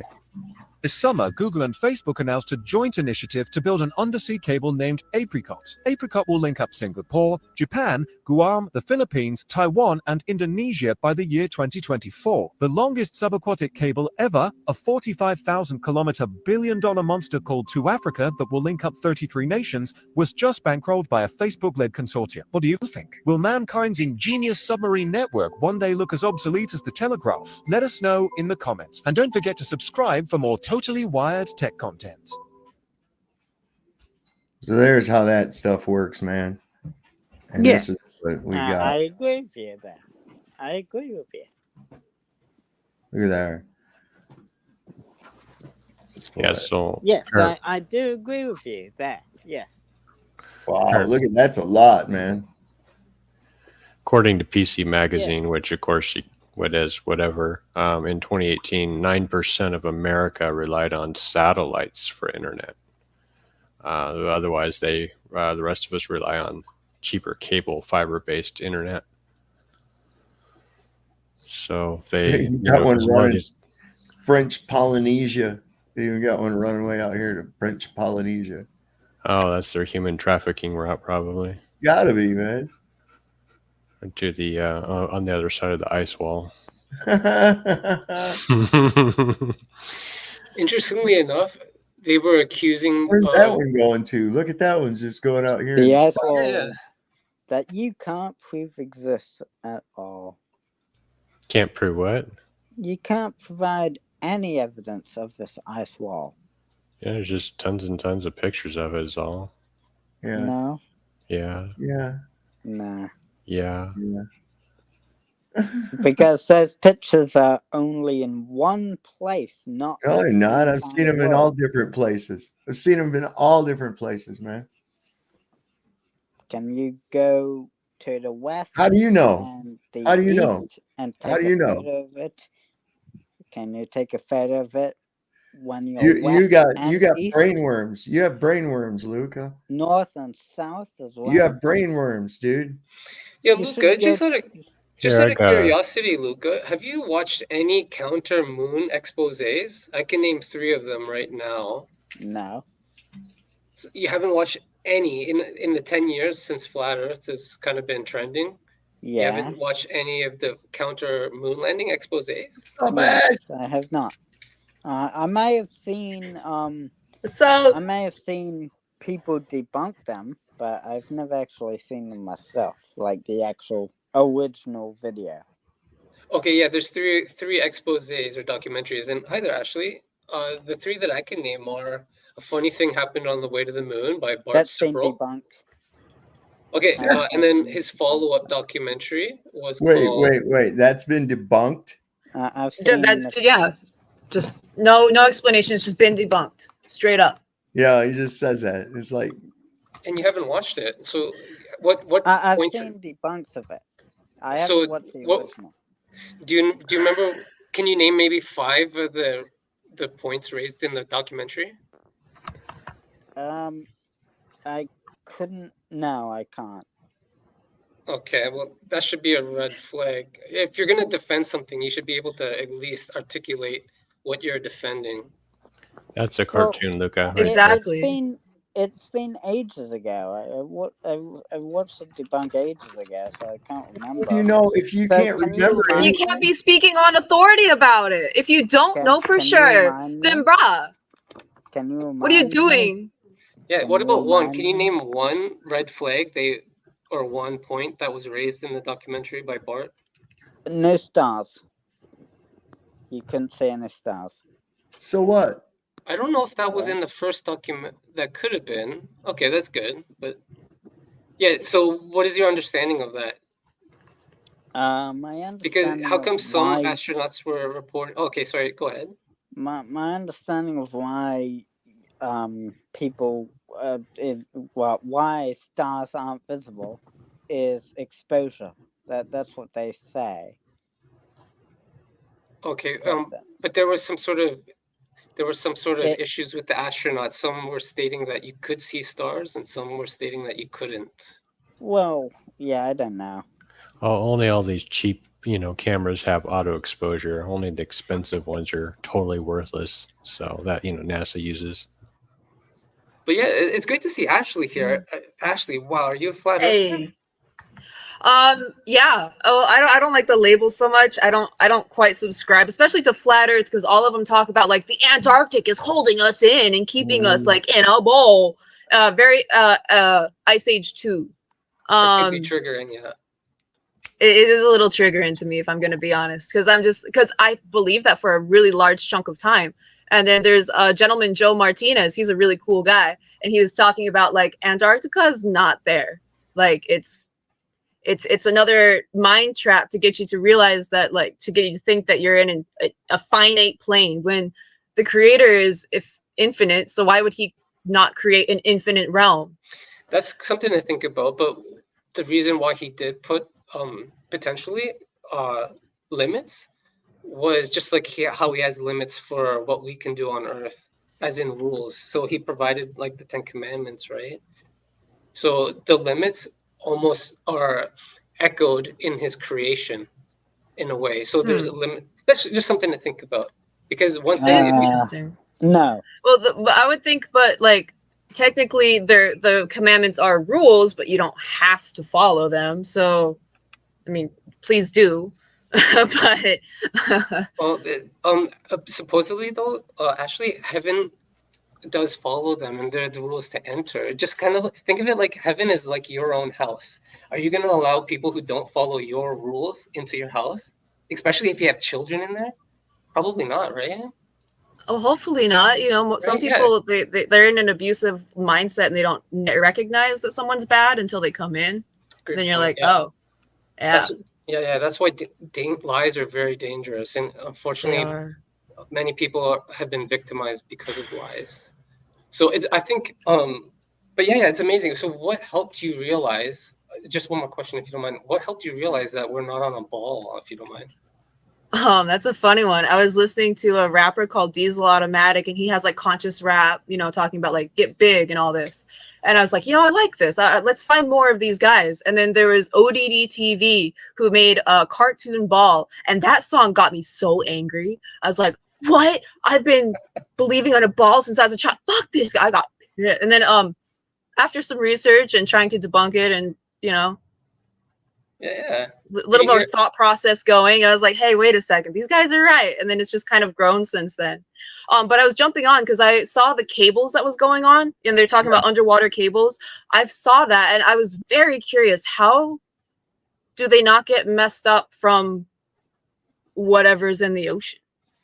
Like, is there someone that goes in there constantly, like every day, to check on them, or do they have like little sensors or something? They've got them in most places, from what I've seen, in areas where it's applicable, where they can do it. They've got this little trenching thing that goes along.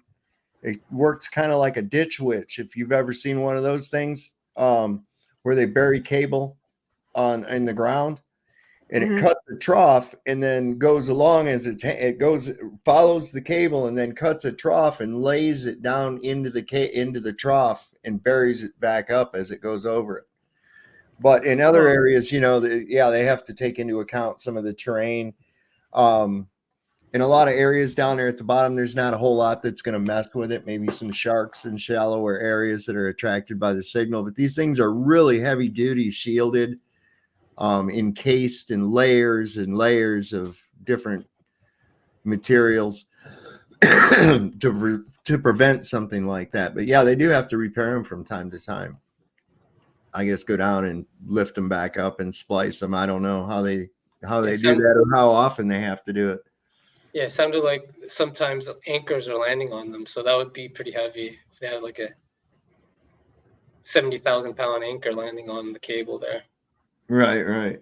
And usually there's some kind of in areas near land where there's going to be ships at there, they have those marked on their charts. They also have certain buoys in the water that let them know what's going on. Okay.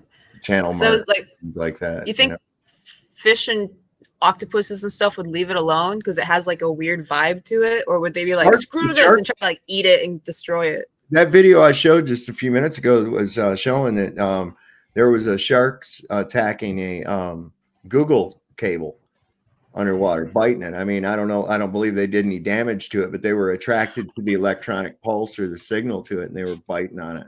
Yeah. Did you guys see that sharks actually they're affected by magnets? Someone actually invented shark protection wear that includes magnetic shielding because they found that it actually triggers some sort of electrical response, which is painful for the shark.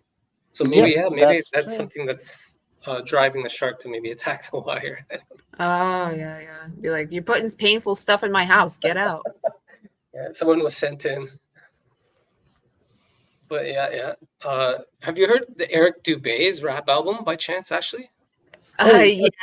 Wait, the rap album or that one? Yeah, because he has the Dubé step too with it. Yeah. Sovereign, what do you think of Eric Dubé? Whatever happened to ODD? Oh yeah, dude, he's disappeared. It was like I haven't seen anything from him for at least 2 years. It's kind of weird. The last thing I think I saw was him being on Brian's show. He did like an interview with him, and then he was doing podcasts with Hibbler and I think Eddie Bravo. And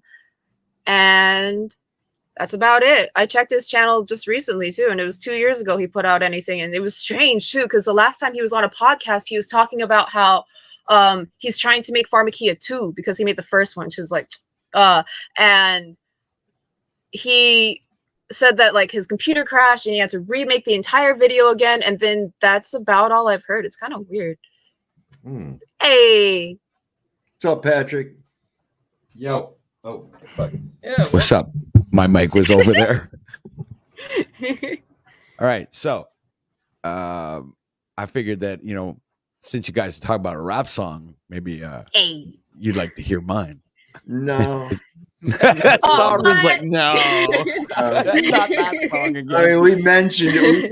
It was just mentioned about a rap song that somebody did, and that was no more spinning on a cartoon ball. Horizon means horizontal. Indoctrination is awful because you're taught the globe model ever since y'all could crawl. That part. Cool. I got spicy, and I would sing this song because I was like, oh, this is like a dope beat, this is good lyrics, and then that lyric I wouldn't sing it because I was so angry that like I was lied to, and that cognitive dissonance was kicking in, and I'm like, I'm not gonna even think about that we were lied to, we're still on a ball.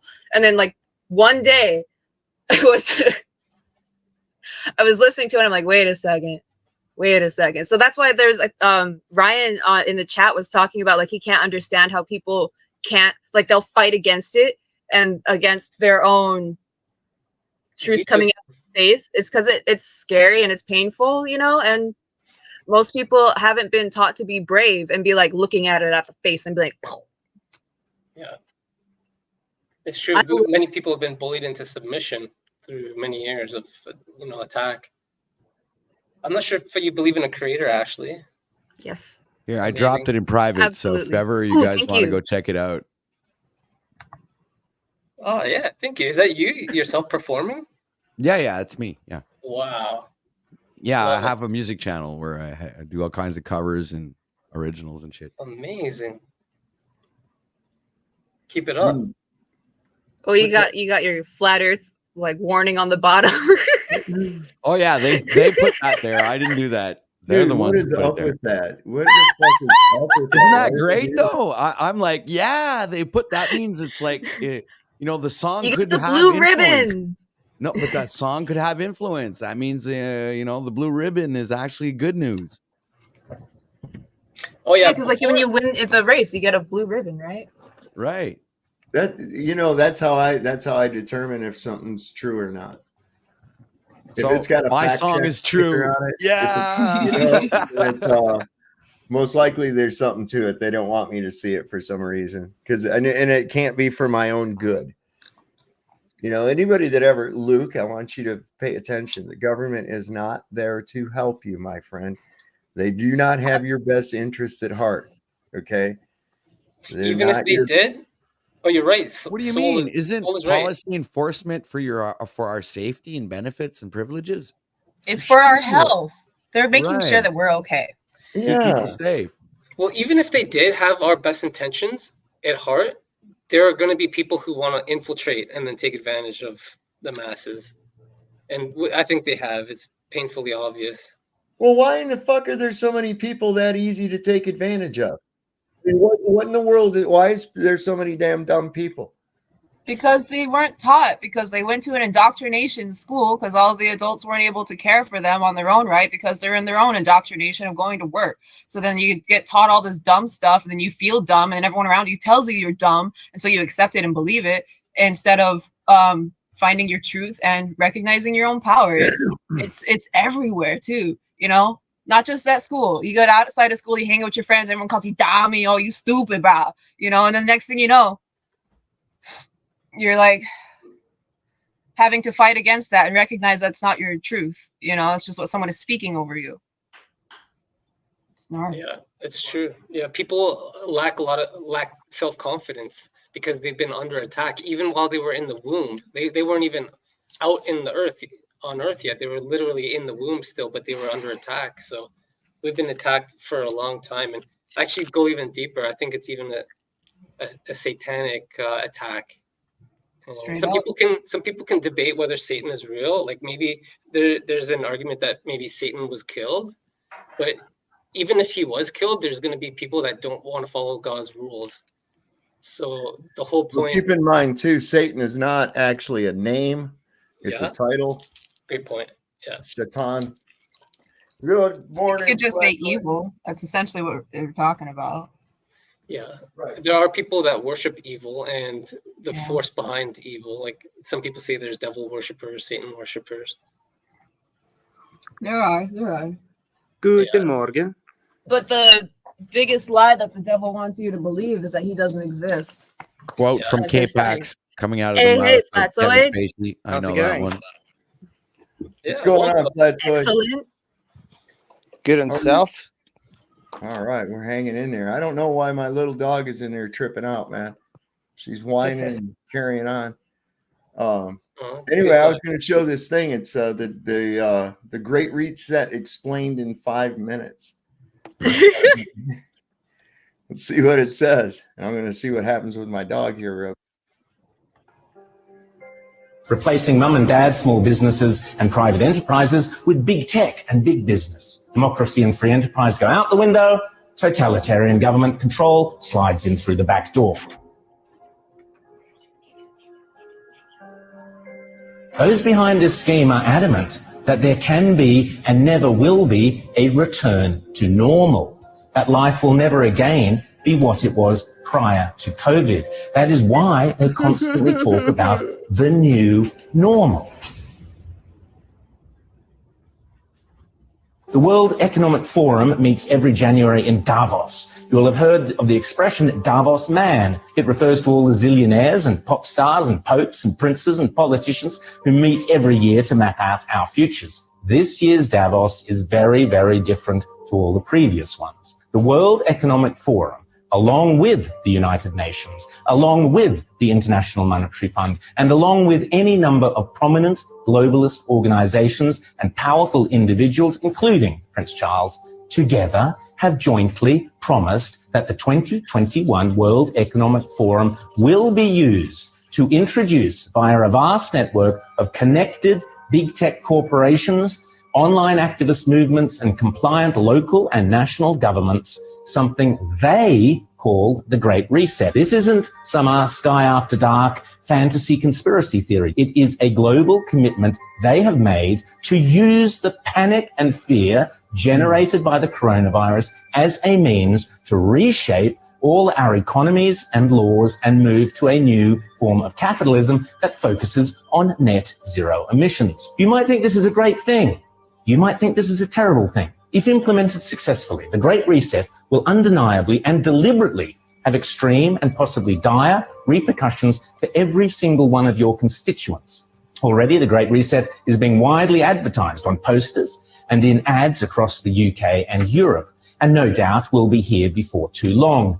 You'll own nothing and you'll be happy is just one of their marketing slogans. The plan involves replacing shareholders of big companies with stakeholders who happen to be left-wing bureaucrats and climate change zealots. Replacing mum and dad small businesses and private enterprises with big tech and big business. Mrs. Kafup's share portfolio is out. Greta Thunberg's zero emissions are in. Democracy and free enterprise go out the window. Totalitarian government control slides in through the back door. But remember, it's not only a great reset, it's a great deception. Because in order to get everyday people to surrender many of the rights and freedoms we currently take for granted, the repeatedly stated aim of these organizations is to deliberately use COVID as an excuse, to use all the political and authoritarian tools, as Prince Charles puts it, that are currently being used around the world to eradicate the virus, such as lockdowns, exclusion zones, forced closure of businesses, heavy fines, making protesting illegal, and so on, but now to eradicate carbon emissions. Those behind this scheme are adamant that there can be and never will be a return to normal, that life will never again be what it was prior to COVID. That is why they constantly talk about the new normal. This is not me saying this. This is them saying it. The people with the power and the means and the obsessional desire to do it. And they keep telling us again and again precisely what they have in store. Now is the historical moment, the time, not only to fight the real virus, but to shape the system. We have a unique but rapidly shrinking window of opportunity to learn lessons and reset ourselves on a more sustainable path. It is an opportunity we have never had before and may never have again. So we must use all the levers we have at our disposal, knowing that each and every one of us has a vital role to play. The Great Reset is a welcome recognition that this human tragedy must be a wake-up call. It is imperative that we reimagine, rebuild, redesign, reinvigorate, and rebalance our world. Rebalancing investment, harnessing science and technology, and advancing the transition to net zero emissions, all elements of the Great Reset, are fundamental to building the future we need.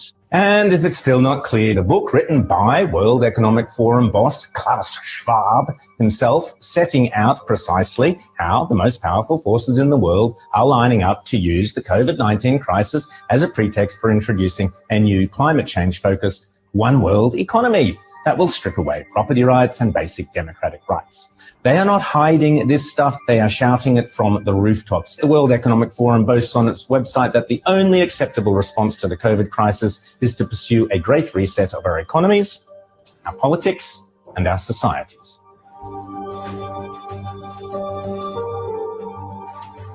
ushering in genocide and slavery. History repeats itself. Welcome to fucking this weird ass realm that we live in. Hey, you're muted, Sov.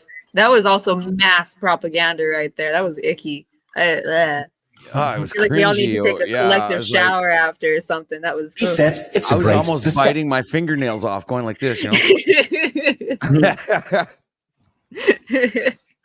So I kept covering my face, like, "Oh, New World, oh,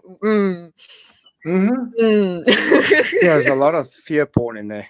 Oh And yeah. obviously they put Straight 10% up. truth and 90% fake, and that's what people then think. It has to be true. You know what I It's mean? like, why don't we just all hang ourselves now? What's it's like? There's Well, no that's point. what they're What's trying like, to get you to do, we only right? have They 6 have years those left. You know? Canada death spots. Less than 6 years.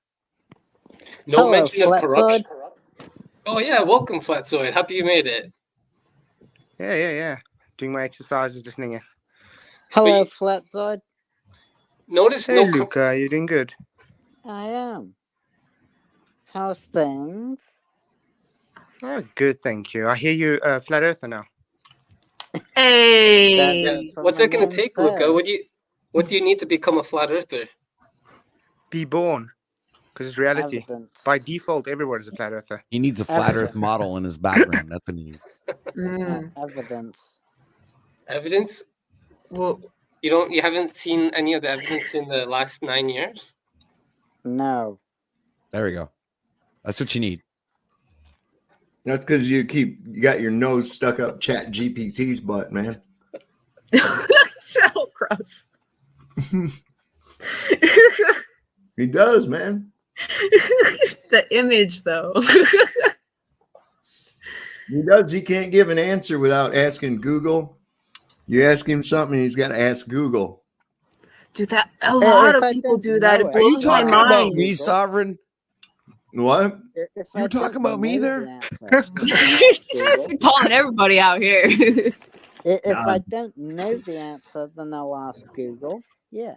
Okay, I asked Google because I like to hear Google lie. That's all. That's what I asked Google for. I had Google once bring out the specs for the P900 and bring out the optical human vision, right?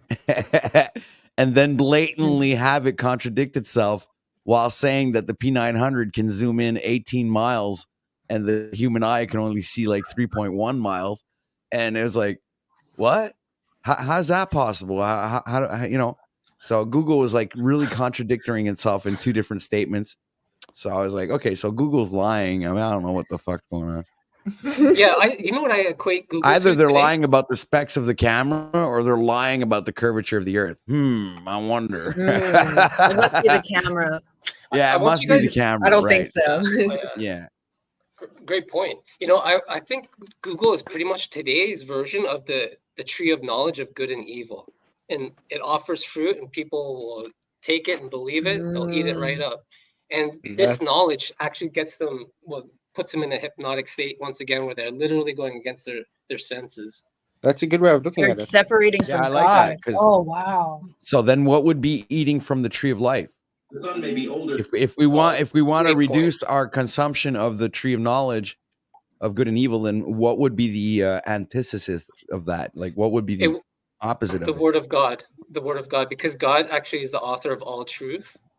And he actually gave us the protection. It's in the full armor. It starts with the belt of truth, which makes sense because we're in a world filled with lies and liars.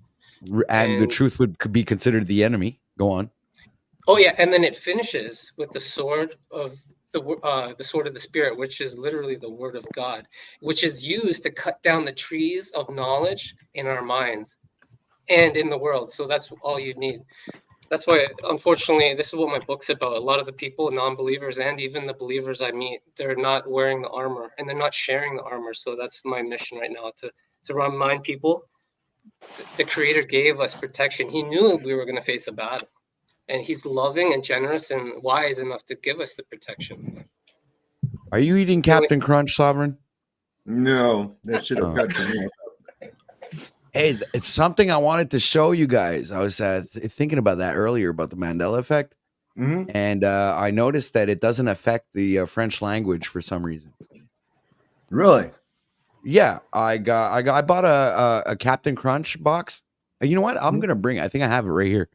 You're gonna find this really peculiar, Sovereign. Really, I found it really interesting myself. I'll be right back. Meanwhile, I got something. I like this. This thing is funny as hell. The sun may be older than the earth, but the water we drink on earth is older than the sun. Here's another example of shit that they have no idea. No idea. They call it facts. I believe this shit for 49 years. And I can't even begin to fathom how. With the way my brain works, how I ever thought that they could possibly know that water is older than the sun, which is older than the earth. How can they possibly? Damn it. Can you all hear me? My system just rebooted. Yeah. We can hear you. Coming in loud and clear. Julio.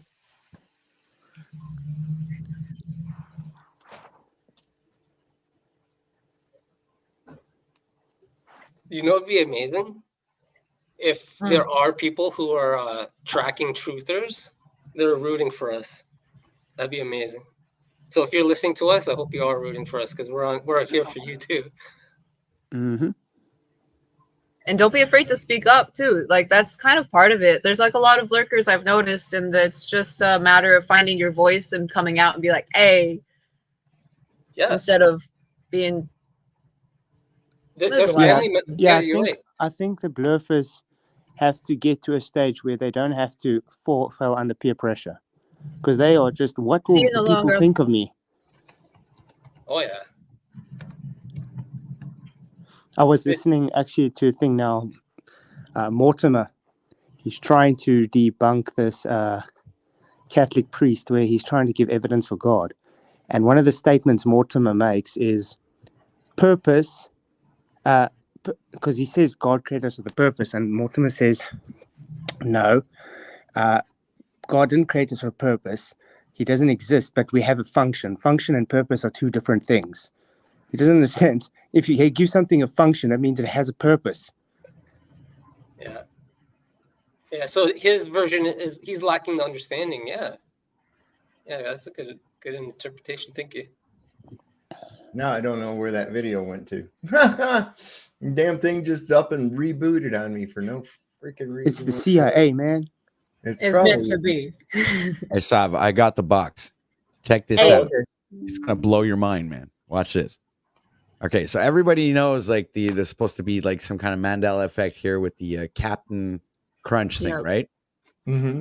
So obviously everybody knows that Captain Crunch doesn't make any freaking sense, right? But what I find peculiar is how come it didn't affect the French part of the box? Because on the other side it says Capitaine Crunch, Capitaine Crunch, right? Captain. It's literally written there, Capitaine in French. You know French? I'm French Canadian, you know, and I understand the French. And Capitaine means fucking captain. But Mandela effect doesn't affect the French language for some reason. But it affects the English language like really good. It's like this one's like it's no longer a captain on the other side of the box. He's now a Captain Crunch. He's perplexing. That's crazy. Any Mandela effect expert want to explain that one to me, please? Because I'm pretty blown away by that. I don't get it. Well, I would think they're changing it. Maybe they're trying to change it for most of the English population. The French aren't really into the Mandela effect. I don't know. Well, I know that the Mandela effect is selective in languages, right? It just it's like, oh, we'll just affect the English population. That's it. You know, it's like. Fuck the rest of the languages. It's like COVID. It knows when you sit down at a restaurant, and it's polite. It'll give you space. Well, I've seen this. Very selective I've seen stuff the same going on thing with here. the Afrikaans. It's like the French. Some of the things have changed in English, and the Afrikaans still stays as the old. That's like in the mirror, mirror, where now it's magic mirror on the wall. The German. Spiegeln. Yep. Spiegeln. It's not changed. So that's sus. A little bit. Yeah, it's sus, man. Like, what the hell? Brian What's with? Staveley I would have probably to be go stoked to now. see that. I'm surprised. Usually he pops in the chat. He might be working.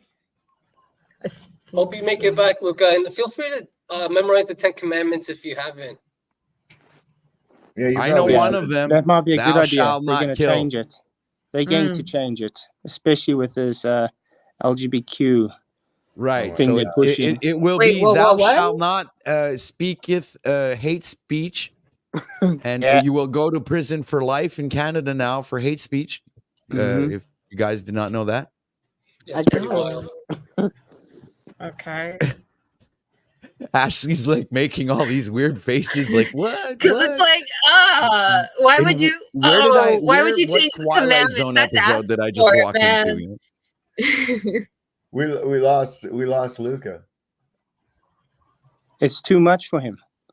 He can't handle it. He can't handle it. Told him to read the 10 Commandments and he lost it. He can't handle it. Oh, that's kind of demonic. Just a little bit. Yeah. You know, God bless him, man. Maybe he opens up his eyes and turns, you know. Hey, I myself think that somebody puts him up to this. I do. You think it's a bit? Yeah. I had a like feeling McCune? at some particular moments of conversations that you had with him, Sav, that I had a feeling he was playing a bit. You know, he's like playing you for a fool, right?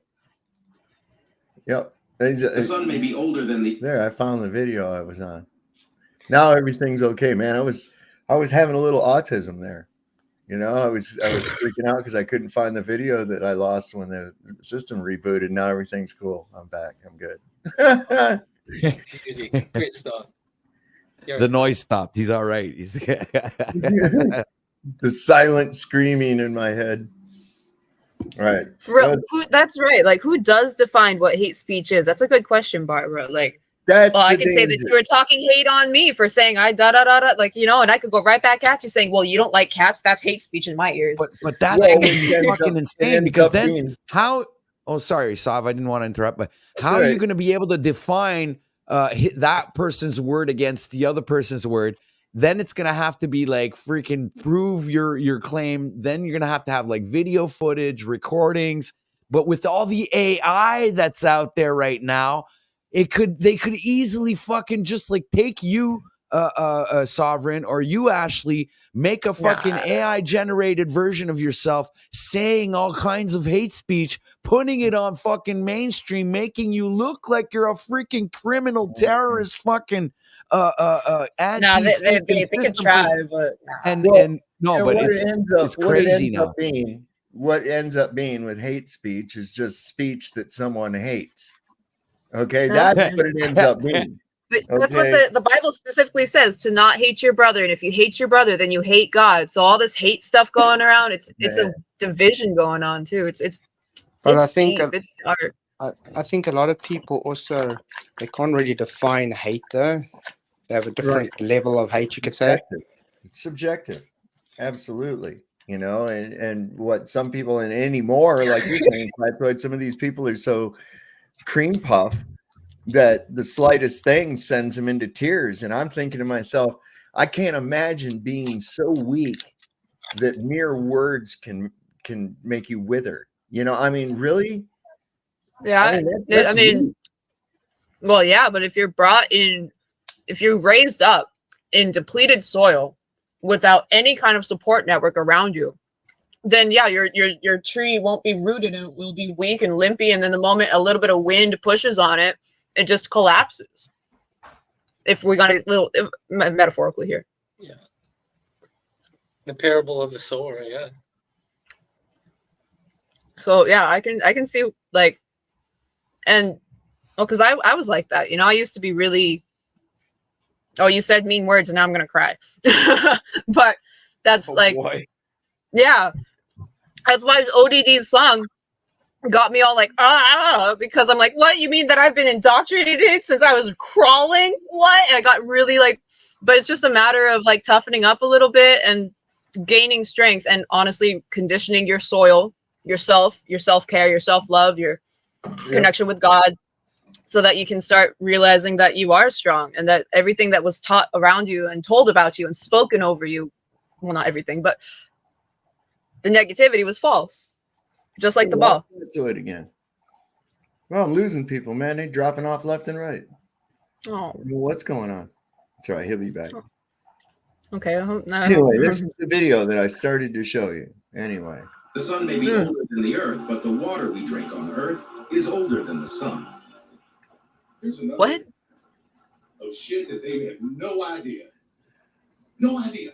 But they call it facts. I believe this shit for 49 years. And I can't even begin to fathom how.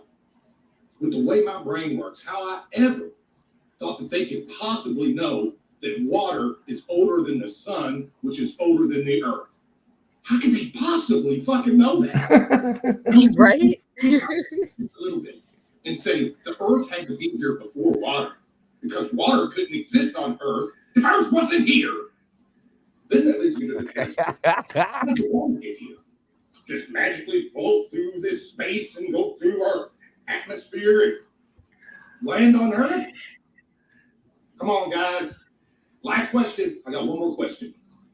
How the fuck can you measure how old the sun is? Man, start using this little fucking.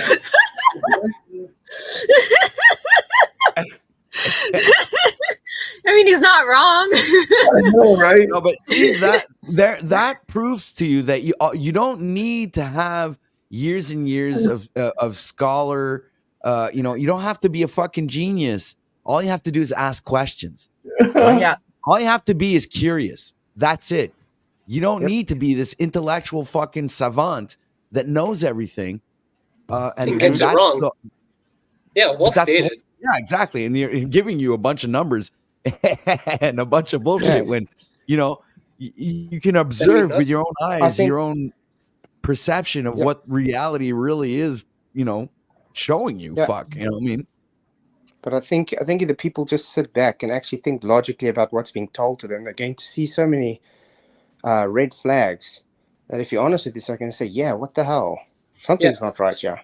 Every one of their foundations have been shown to have crumbled. Evolution, the Big Bang, all of it. Flood the globe. As soon as it gets put into any kind of scrutiny, they rely on this deception in order to float this nonsense by people. They really They do. also rely on not asking questions and shaming people for asking questions. And then, again, with that, well, you're stupid if you ask questions. And there are such thing as stupid questions, so don't even ask certain ones because, but why would you think like that? They're also hypocritical though, because they literally use God of the gap arguments. When something gets shown wrong, instead of saying, okay, we were wrong, they try and make an excuse on why that should be fitted in to still keep their model. Right. Like the argument with the sticks and shadows, no, right? you guys are wrong. Oh yeah, they double down. Sticks and shadows. Oh my goodness. That one always gets me. When somebody comes with the sticks and shadows, I literally want to throw myself out the window. I say, oh my God. It's like, that's what I do. I'm serious. I just like, okay, I can't Be like, think of hey anything. man, that sounds like a sticky situation. All this is from Luca. Well, do you guys know what's brown and sticky? With the what? A stick. Oh, yeah, there you go.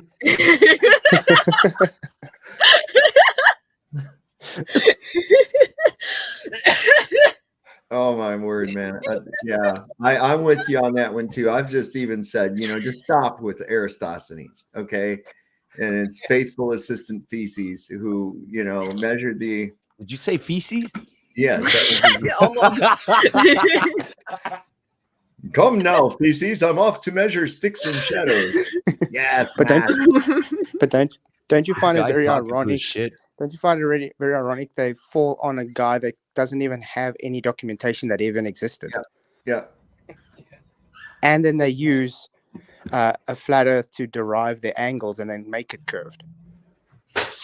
Yeah, I heard somewhere that there were some philosophers that wrote books for other philosophers, saying that they were that philosopher. Anyway, kind of like convoluted and fucked up. Yeah, well, that is Eratosthenes. His work came out, I think, 100 or 200 years after he died, apparently. So, but there's no documentation the guy even existed. No, and he can't. I think his assistant feces is who measured how far they went. He had to count every step of the way. Yeah, imagine Wow. walking 500 miles or something and counting a step. Yeah.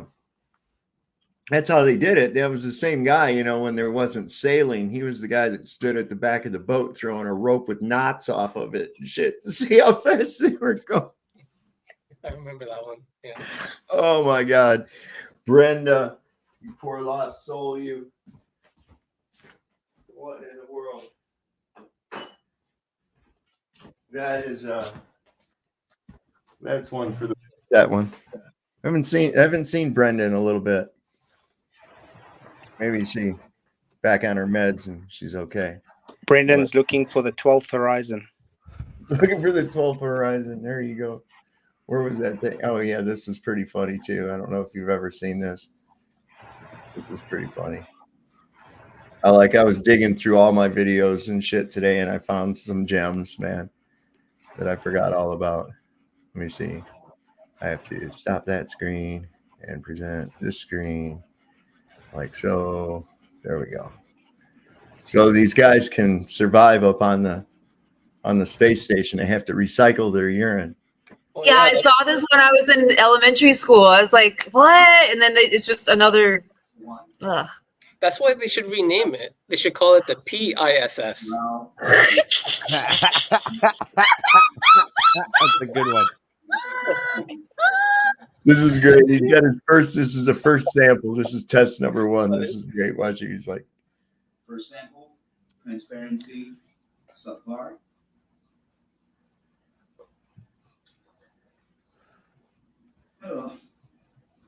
Oh, that's just piss. That's just straight up piss. I don't care how much a person pays me. I will not test that. Great point. well, now we met What if it's somebody. your own piss? Well, see, we met. care. There was He's a woman drinking there his own at the Oktoberfest that was talking about urine therapy. That there's a bunch of stem cells in your urine, and it's actually beneficial to you. And Yeah, I hear you have to That's drink it demon fresh stuff, though. man. You can't drink it if it's been fermenting for a while. Ah, so you can't make alcohol out of it. Ooh, oh my goodness. I don't know. I You have don't to be know. organic. We'd have to ask the world infamous Mr. Brian O'Shea. He would be. He's a prominent piss drinker. He would probably be able to tell you exactly how to do that. no. Oh, you'll meet all kinds of people out here on the What was that internet. girl's name? Amanda Vollmer? Look, I I think- think Doesn't when you Danny Skylark as well? Doesn't she drink her own urine too? I think she does urine I think- therapy as well. I think when it comes to survival, then yeah, you'll have to drink it, to survive, like you're stuck in the middle of the desert or something. But other than that, I would say no, it's okay, thank you. Well, they My get understanding everybody. is if you're in the desert, it'll dehydrate you more because you're just drinking all the salts that you just peed out. Yeah, the minerals are already absorbed. Yeah, so I'm thinking, what else are you going to wash down that turd popsicle with? I mean, once they get people drinking their piss, now it's going to, we got shit on a stick now. We can have that. It's okay. You know what I wonder is, if it's so good for you, why do plants die when you piss on them? Right? It's not good for you. If your body, like Barbara's saying, if my body is getting rid of it, I there's a reason. I'm not about to start eating my own puke and pus and whatever else. So why am I going to be doing my urine? Well, it's funny you say that because dogs eat their own puke. I'm not a doggy though. I know. I figured. I know. I'm Doggies just saying. and rabbits it's like, eat their own there are poop, beings. but like Yeah, dogs sniff each other's butts. I think you get smacked for that being a person. You go, Yeah, around, I think hey, that's how they how you say doing, hello. Bill? I How you think doing? that's Nice how to they meet you. say. Oh, They greet can you each other. It's imagine? like, Oh my hey, what'd you goodness. have for supper last night? Oh, hey, I had steak. It's like, and I don't know. It's like, oh, little garlic bread too. Nice. Oh. Somebody got in. Oh, you got into the trash, Rusty. Yeah. Oh my God. Yeah. Here we go. We're always devolving. Always. That's what we do, man. We devolve. Because that's just how we do. Oh my God. I can't believe I still Nah, have we to evil. I've got these things sorted out by categories. Now here's another one I have to put in for in a vacuum chamber because I've got this. What in the hell? What happened to this one? Why did this break down? Okay, let's turn on our fan. So this is with air. Let's see how this looks. So I'll turn it to 3 volts. That's Okay, so why is that showing that there's a problem with it? I don't know. That's weird. It works. Anyways, I had another one to see if a helicopter in a vacuum actually works. So it doesn't. So any of the people who want to sit there talking about fucking helicopters on Mars, you just stop. Yeah, I actually did a video on this that time when they brought that so-called helicopter on Mars. They even got dust devils on Mars. How do you have dust devils if there's no air? Yeah. Right, exactly. I mean, what do they say? It's got what is like a 6% atmosphere, is what the NASA people say. Could be. They never had it tested, or they never successfully had an untethered testing of the landers from Mars or the moon. Well, let's see. What's a helicopter look like in a vacuum? Okay, today. See what happens with it. Oh, that's not the one we need. We need to remove that one. Stop the screen. Present. Here we go. Okay, today I'm going to be putting a drone in my vacuum chamber and showing you the difference between propeller-based flight and rocket-based flight. And then after the drone, I'm going to be putting a balloon in the vacuum chamber that will act as my rocket to show how rocket flight is different than propeller-based flight. So this is my drone I bought on Amazon. So how a drone flies, obviously, is that those propellers spin. It creates lower pressure on top, higher on the bottom, and it pushes the drone up. But a key feature of that is that you actually need air to make that happen. So let's see what would happen if we take all the air out of the chamber. Do you think the drone would still be able to fly? Let's check. Okay, and what I'm going to do is I'm going to turn on the vacuum pump, and then I'm going to fly it as I pump out the air, and let's see if it goes down as the air is getting pumped out. Okay, drone in a vacuum chamber. 3, 2, 1.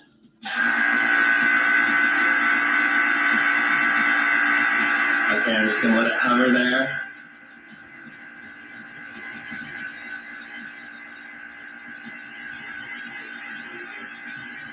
About negative 0.5 atmospheres.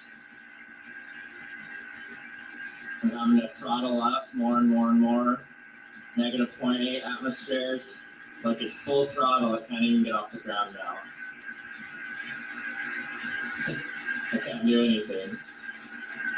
Holy shit. Okay, so you can see the propeller spin. It's essentially just vibrating on the ground right now.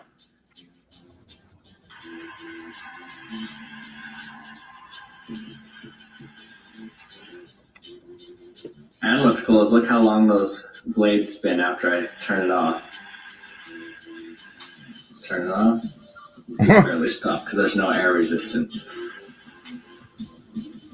Okay, now I'm going to slowly increase the pressure and see if we can get it to fly. So I'm going to have it on full throttle. Full throttle, I'm going to let in some air.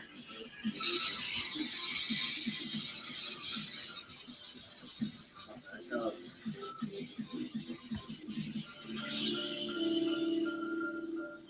Hey, if space exists, that means nothing with a propeller would be able to move in space.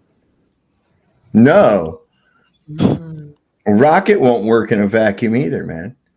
Yeah, I posted that little quick video I made of Mars and the Sand Devils. Dust Devils, or whatever. Where is it? Oh, back here? Hang on a Yeah. second. Let me put this over here so we can over there. Over there. Here, there, and everywhere. Oh no, that was an old World War I song. Went over there, over there. Oh, the Yanks are coming, and we won't come back till it's over there. You always got to have a good song for war.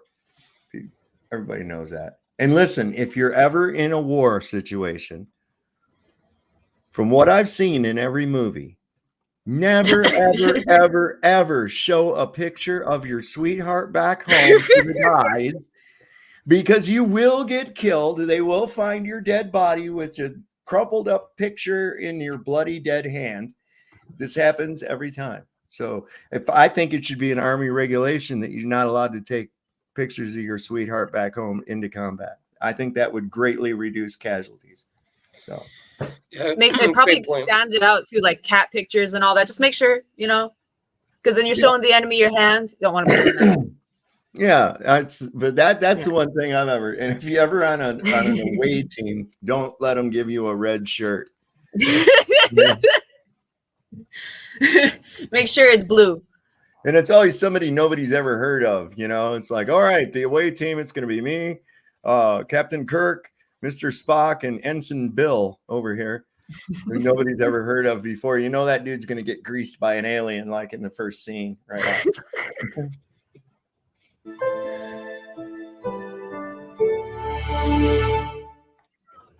Oh, nice.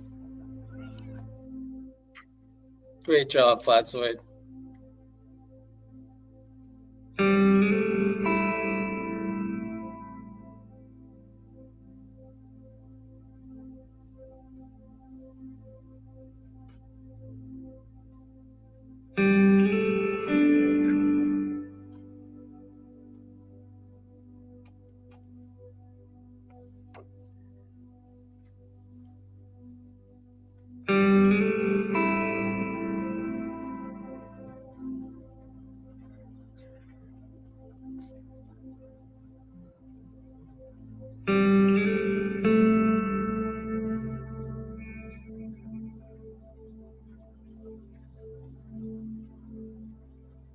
I've come to the point where I hate the word atmosphere because gas. Oh, yeah. I fucking hate that word. Dude, you got to take it back and be like, the atmosphere in this chat Yeah, is top tier. Yeah, Atmos. Just So call it. this is like one of my first videos I did on the channel. That was when I was still calling it atmosphere. Well, now, yeah, I say Atmos just to piss the globies off. And also Copernicus. You talk about Copernicus, and if you just purposely mispronounce those idiots' names and shit, they really get mad. One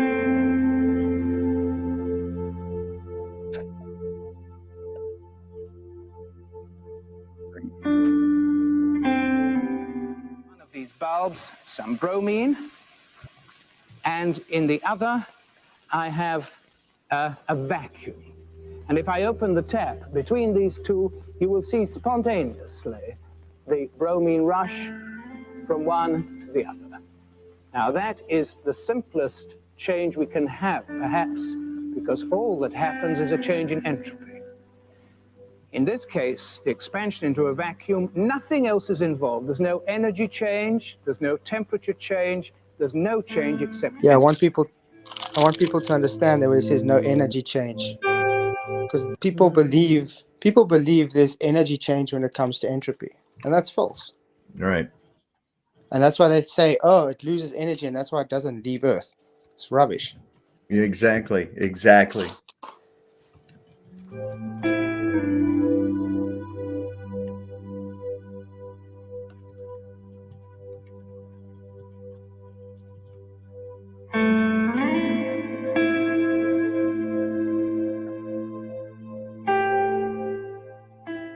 And was greeted with a spectacular sight. A dust devil was spotted on the crater floor.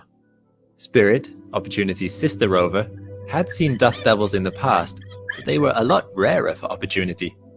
It is believed that dust devils passing over the rovers had been responsible for the occasional cleaning events that removed dust off the rover's solar panels.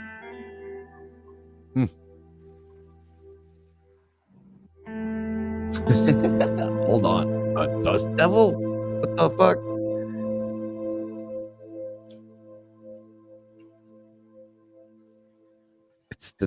It's the Mars Tasmanian devil.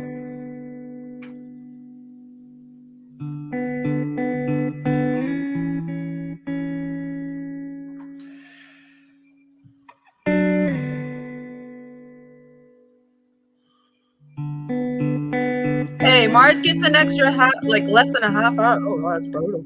I get what now? Oh, Mars has less time on Earth, and people want to go over there, and they're already complaining that there's not enough time in the day. Well, this is what I asked Brenda, right? He said, I'd go to Mars in a heartbeat if it was offered. And I'm thinking to myself, what's the longest flight you've ever taken? Now imagine that long of a flight, eating shit out of a plastic bag, freeze dried, Drinking everybody else's urine. Yeah. And Yeah. then when you get to Mars, you're not coming back. You're there. What are you gonna do once you've gone around and bounced around on the surface of the planet a few times, maybe hit a few golf balls? Then what? Meditate endlessly. No, they're gonna create fucking internet, and they're gonna make panels like this, and they're gonna do exactly what we're doing here. Oh, these guys are still on the Earth, you know. We're now in Mars, you know. So somehow we're better. So much even though, cooler, you know. Yeah. Screw those people on Earth. we have all this iron over here. So iron, try burning iron, and I don't know. So yeah, instead of racism, it's going to be planetism. Oh, I love that. I love that. Wasn't that FTFE that said that, that in the future there's going to be a dad talking to his son and say, I heard kids at school saying that we actually came from Earth. And he says, oh, don't be silly, son. That's a conspiracy theory. Oh, yeah. I'm like, God, that guy's really hopeful.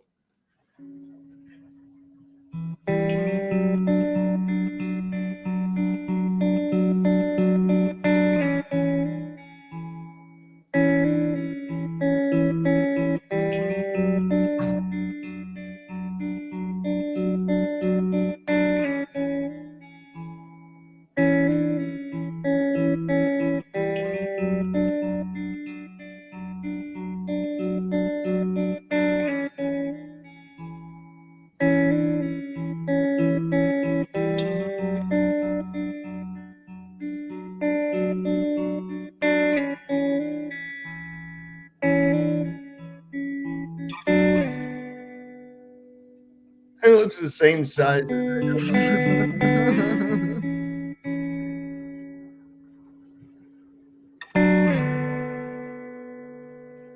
Yeah, they're faking it, and people are very gullible. Oh, yes.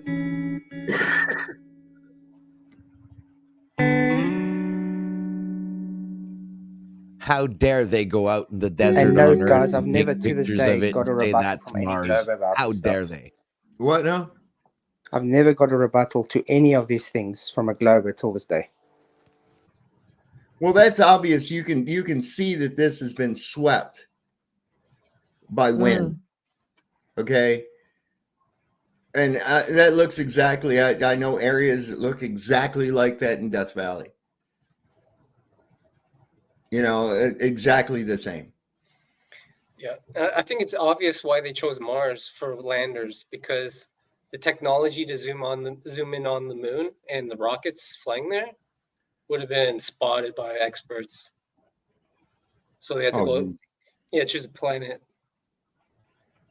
But it's not. Look at there. I stopped it right at 420. Nice. Yeah, nice. Old one, marked it up and ready to go.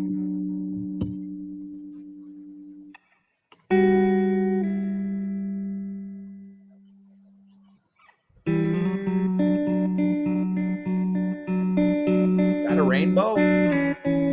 Oh, come the fuck on. It's a fucking rainbow.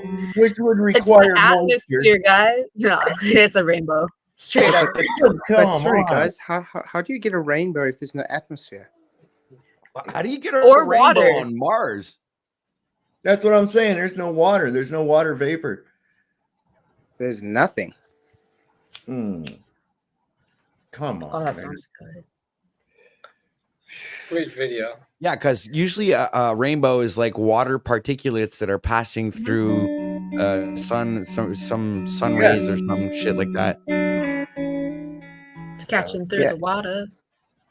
Yeah, you need refractive index, so you need the water vapor in the atmosphere for it Right. to happen. But Yeah. they still need the air for that water vapor to be airborne.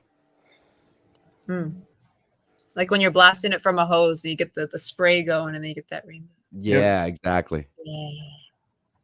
Yeah.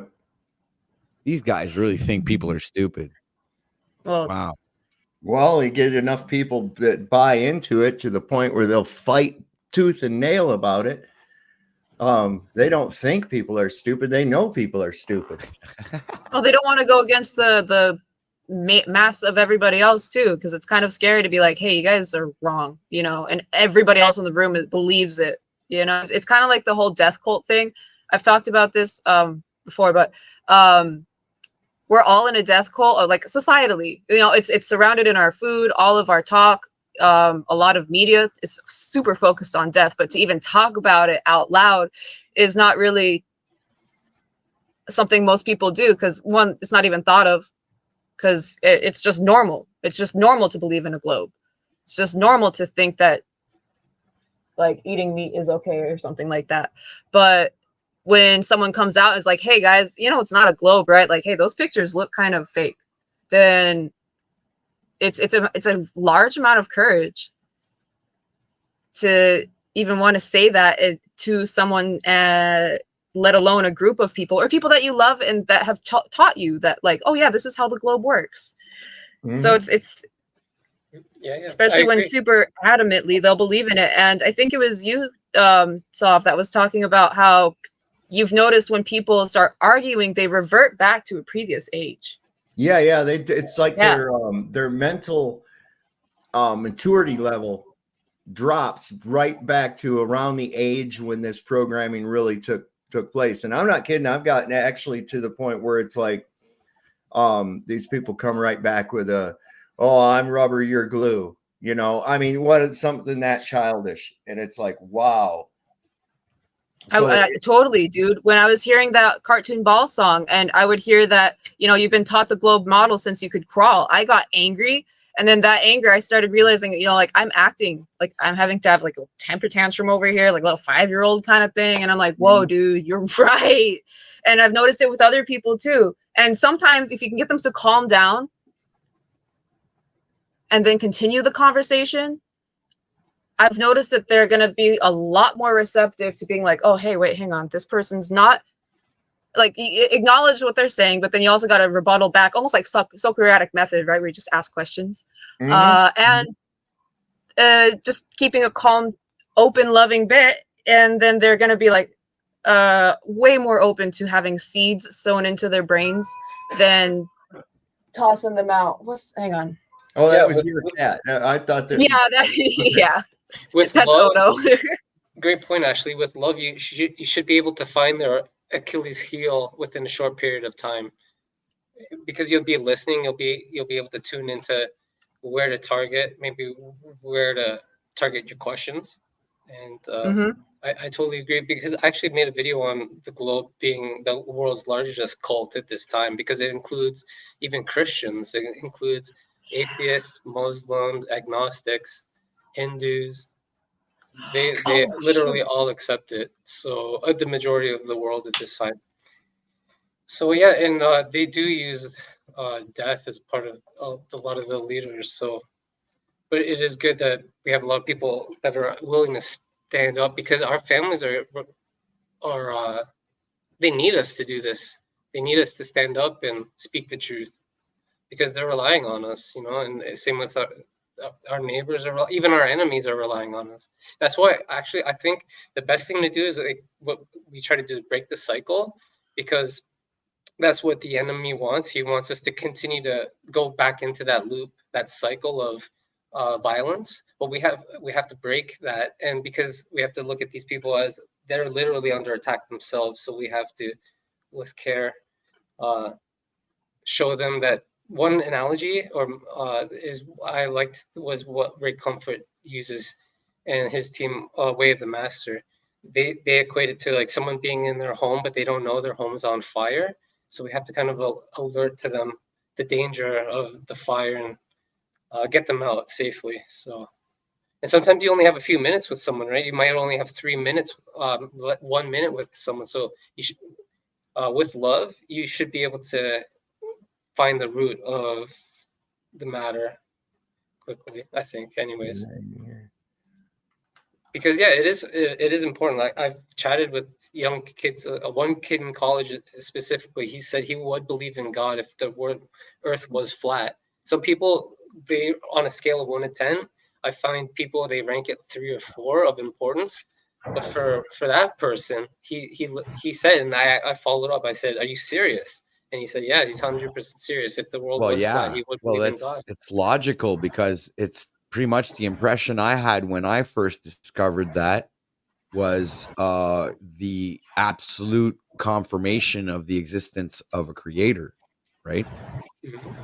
Yeah, especially if we see the lengths that people go to cover up or to make us believe what we were told to believe, and then what we see that what the Bible and other spiritual textbooks have tried to relate It's us. that it's that it's that perception deception, man.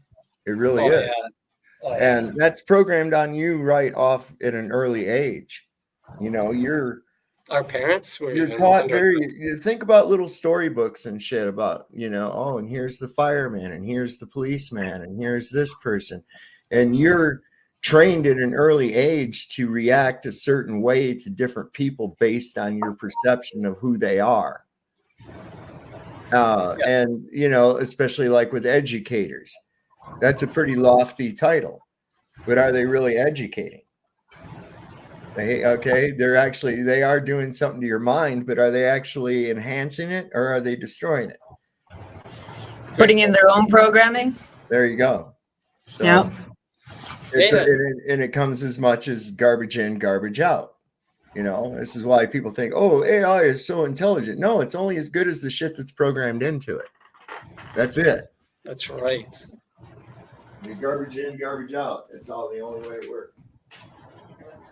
That's why it's not called higher intelligence. Yeah, it's not higher intelligence, really. It's just faster thinking. That's all. Anybody can memorize shit, right?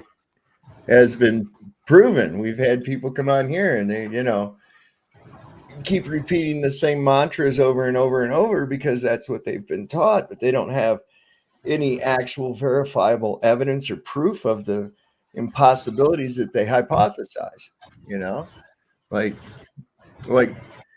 masses of gas forming together for some reason. Some of the dumbest shit I've ever heard, man. It's so big and so heavy that it just brought itself together. That's what she said. Start. I have to start somewhere, you know. Once you try to wrap your mind around it. Is your cat acting up, Ash? Yeah, something's up. He's doing his weird meows instead of his usual meows. Oh, yeah, really? bro. Yeah, he ate. I don't know. Like, I figure sometimes he's trying to get more food, but I also wonder if he's just looking for attention from. Okay, that's what it was. Yeah.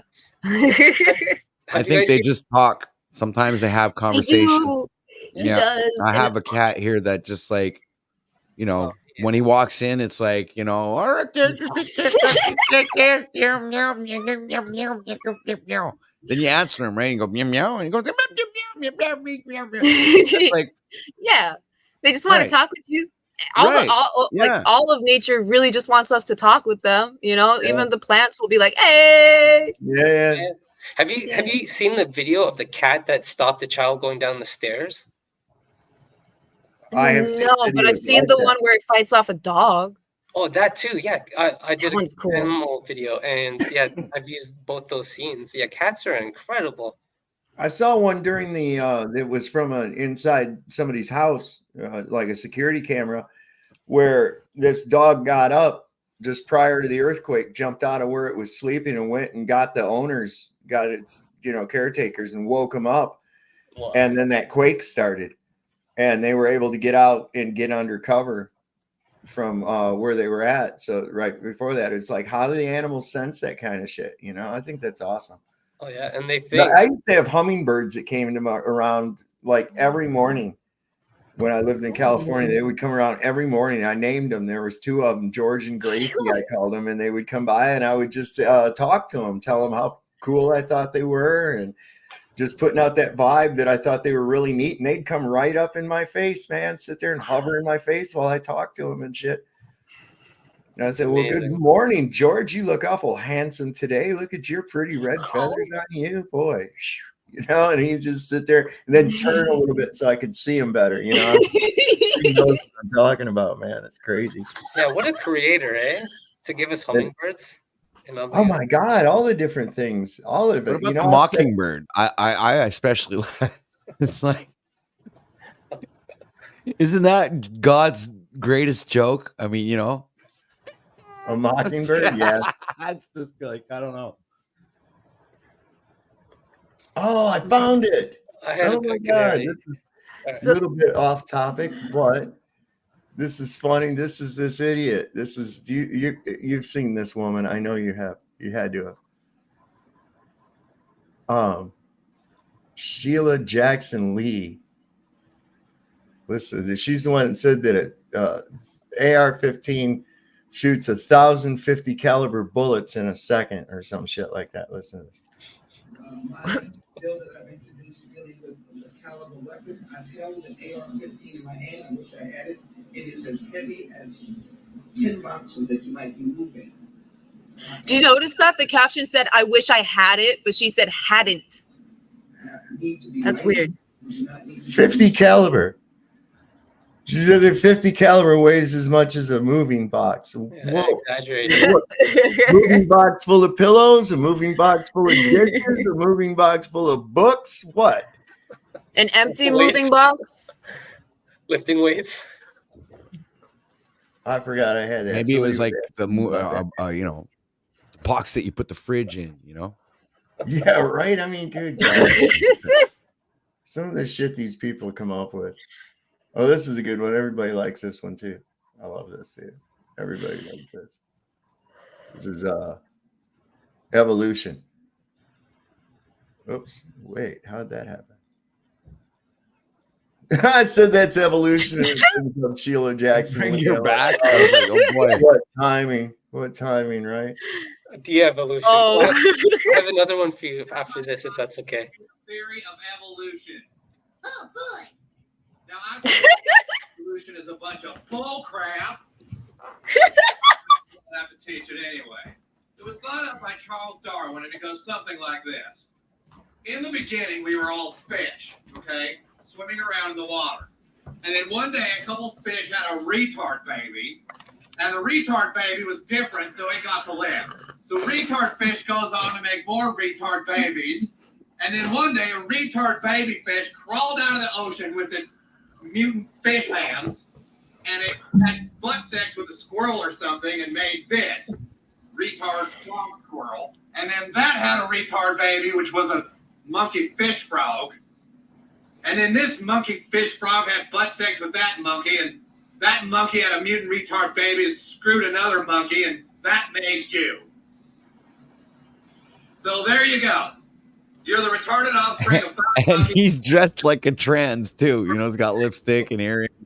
Oh yeah, he was going through a whole phase thing at that period of time. He went and was Mrs. Garrison, got rid of Mr. Hands, I think. Yeah, Mr. Hand. Yeah. Remember when he became Trump? No, I stopped watching around a little bit before all that because I was like, I cannot. Oh my God, it was crazy, man. They were like equating that whole thing to a gay lifestyle.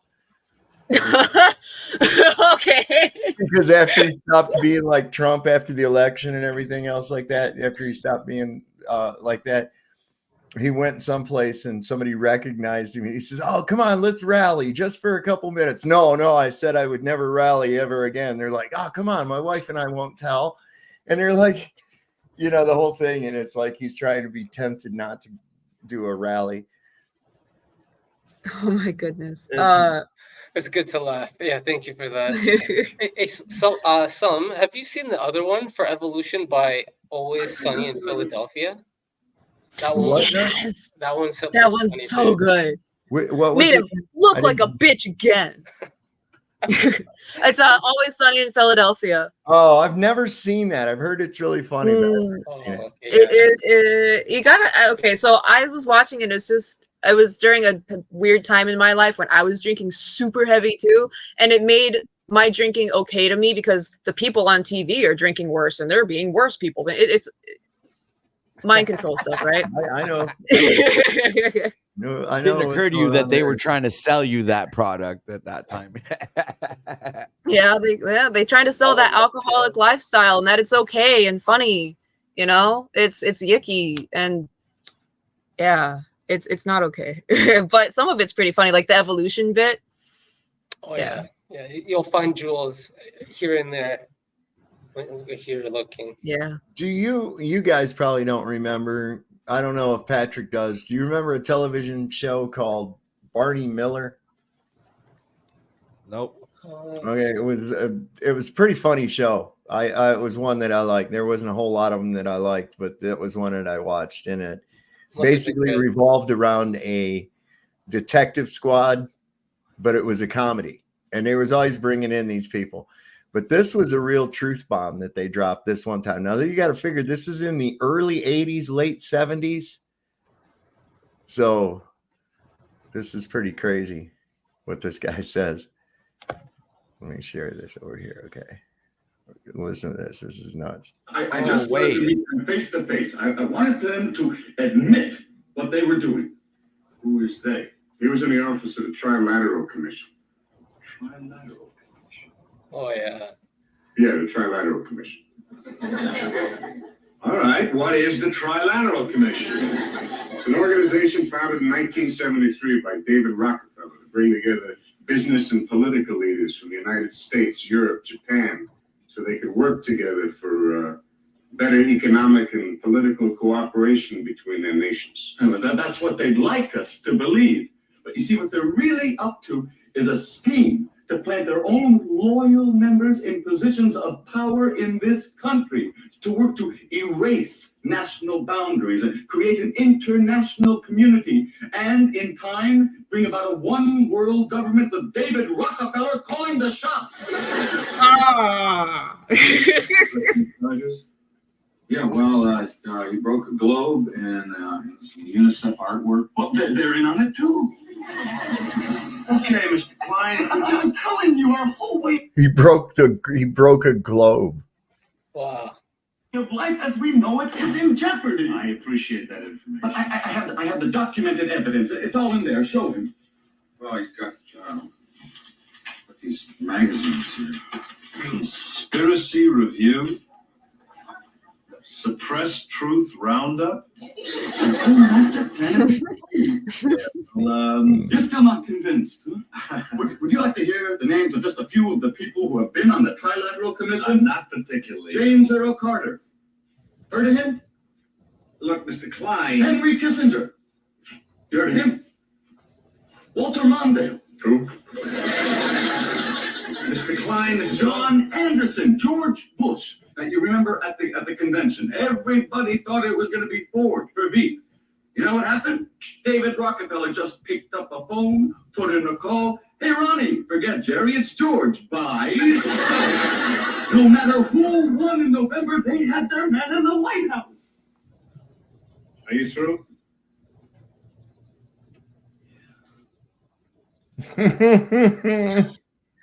Wow. Now, see, that's the way that show revolved around. It would be various.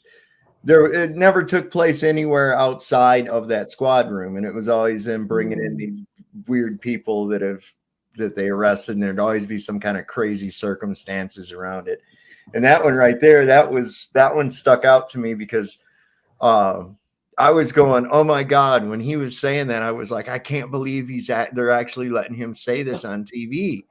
Because I knew about the Trilateral Commission. I got yelled at in civics class because they were trying to tell us how the three branches of government work. And I was telling them how the CFR has a lot of influence through the International Monetary Fund and shit. And they're like, well, we don't teach about that. And I was like, why? It's an integral part of what's going on. Why do you not want everybody to know how this thing works? Well, Because that's they a don't want you to know. conspiracy theory. No, it's not at all. Yeah. I mean, when Hillary Clinton was Secretary of State, she said right in an interview, it was nice to have the CFR just down the street from the State Department. It made it easier for her visits. And I'm like, come on now. You know, the Council on Foreign Relations, the Trilateral Commission, and oh man, I knew about that shit back in the 70s, man. Yeah, I wasn't taught any of that. It was just the 3 government branches, and they all keep themselves in a balanced check. So don't worry, citizen. Also, make sure that you vote and do jury duty. Those are your civic duties. That was so drilled in. I had access to a book called None Dare Call It Conspiracy by Gary Allen. And in fact, it's back in reprint, I think. I'm pretty sure it was at least a couple of years ago. But that was in the house, and I was reading that. It was in the bathroom. So when I was in the bathroom, using the bathroom, I was reading that book, man. It was interesting to me. And then I was reading it. I'm like, holy crap. And I get to talking to my dad about the shit. And then I'm like, I can't wait to tell my teacher about this. Holy crap. I don't think they know about this. And instead of going, oh, that's really interesting, they're like, oh, shut up. That's not in our lesson book. You know, I'm like, oh my God. This is not a place for smart people. I mean, that's semi-related. I had asked my science teacher, I was taught that plants grow from chlorophyll, and chlorophyll is green. But we have plants here that are not green at all, and they're still growing and they're thriving, surviving. So how is this working? Where's the chlorophyll? What's going on? Why aren't they green? And he had no answer for me. And so he turned it around. He's like, well, go look it up. Why don't you research and let me know and come back to me? And I tried my best as a 7th grader, trying to read college papers that are talking real heavy. I could not understand some of it, but the answer was not ever really clear to me. And then I tried to tell him that, and he's like, oh, well, we're still learning things every day or something along those lines. And I was like, oh, okay. That was around the time I'm like, maybe school's kind of not what I'm taught, which is it is doctrine law. Everybody knows what they know from school because we all went there. We're all having the same mindset. So of course, why would we question what we were taught at school? That's ridiculous. Is my background, at least. It's right. Well, and listen, this is how programmed people get. This is why this experiment was done. A decade earlier, psychologist Stanley Milgram had also looked at how we respond to authority. In order to understand how people were induced to obey unjust regimes and participate in atrocities such as the Holocaust, he set up an experiment. Volunteers were told they were taking part in scientific research to improve memory. You open those and tell me which of you is which, please. Teacher, learn. Separated by a screen, the teacher would ask the learner questions in a word game and administer an electric shock when the answer was incorrect. He was told to increase the voltage with each wrong answer.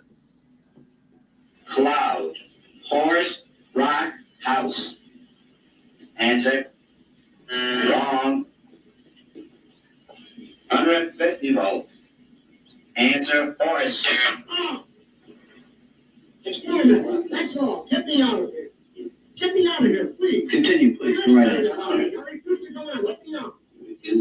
The experiment. Guy's like, okay, I'm done. You shocking me. The learner was really an actor, and the so-called shocks harmless. You only got a shot. 180 volts. I can't feel the pain. Let me out of here. Stand up. I'm not going to kill that man. Eh? I mean, who's going to take the responsibility if anything happens to that gentleman? I'm responsible for anything that happens here. Continue, please. All right, next one. Slow. Walk, dance, truck, music. 2/3 of volunteers were prepared to administer a potentially fatal electric shock when encouraged to do so by what they perceived as a legitimate authority figure. In this case, a man in a white coat. 375 volts. I think something's happened to the phone in there. I'll get no answer. He was hollering a less voltage. Can't you check in and see if he's all right, please? Milgram's findings horrified America. They showed that decent American citizens were as capable of committing acts against their conscience as the Germans had been under the Nazis. No, I'll take responsibility for it. Oh, well, okay then. Fuck it. That's what happens is in every waking moment, you always have to realize that any other human being in front of you is just another human being. Yeah, man. Right? Is that test real though? Like, I can't see, like maybe some people, but every person being like, "Oh yeah, let's just keep shocking this guy." Wouldn't some people turn around on the scientist and be like, "I'm done. I'm out. I'm leaving. I'm not participating," or Only shocking the 1/3. scientist? Only 1/3 See did that? that. Man. But who's making this experiment? It's like those studies that came out in the early 2000s saying, "Don't worry, hyperactivity is not caused by sugar." Scientists said, "Promise, promise." And then come to find out, those studies were manipulated by sugar companies. Where's that one? I gotta find Right, that but sugar doesn't cause hyperactiveness. I believe it's sugar is actually a downer. Everybody thinks it's an upper, and I don't. I believe it's the absolute opposite. With children get excited because of what it does to them when they put it in their mouth. But I don't think that the sugar itself is an actual cause of excitement. I don't think it gives that boost of energy that they say it does. I think that's a lie. I think sugar is a downer and is not an upper at all. I haven't looked into that, but that was more my example of being like, is this milligram also manipulated in a way to make people think, wow, you know, people are horrible. Like and then like getting that complex of like, I would be part of that 1/3 instead of realizing that it's probably way bigger than 1/3 of people have some humanity in them being like, that's fucked up. We're not going to do that. Well, people will respond. This is the thing, and it's partially with conformity too, the conformity and authority that goes along with things. Now watch this. This is really crazy. Watch this, what happens. Pay attention. Take a look at this crowded waiting room. These people It looks fake. Waiting for the eye doctor. Hang on, that one's not very loud. How clean they are. In our hidden camera Just a second, this one ain't very loud. Let me do a different one. This is on here a couple of times. I hate that. I don't know why they can't keep the fucking volume consistent. Anyway, this is a little shorter version.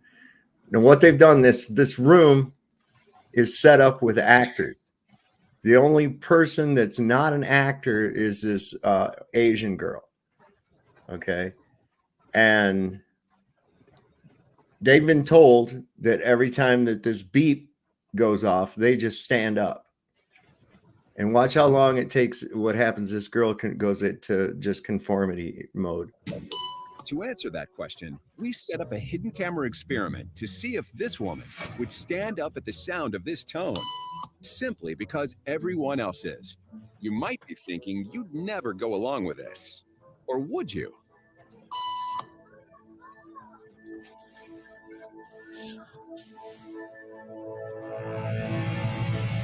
After just 3 beeps, and without knowing why she's doing it, this woman is now conforming perfectly to the group. Well, that table's If we take the whole. Elaine, please.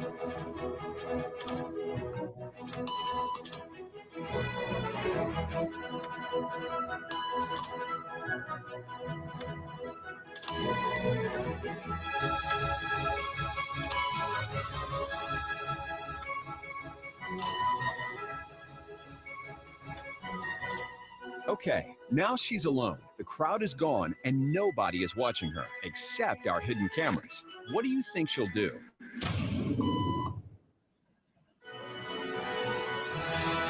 She's now holy the music shit. too. Oh my goodness, it gives such bullshit vibes. Like, why is this place so like? There's absolutely no wear and tear. There's like the table itself looks kind of off. The reflection's weird. Now watch what happens with this guy. Watch what happens. This guy's not in on it either. Okay, so she's the only one left that's gone along with this whole beeping and standing up thing. Now watch what happens. Even the eye chart's another weird. outsider who doesn't know the Doesn't rules. look right. Have a seat, and they'll be out in just a couple minutes. Thanks so much.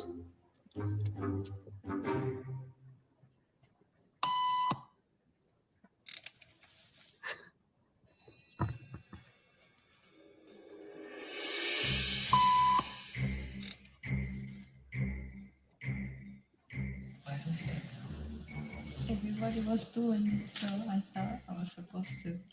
Think she'll teach the new guy what to do?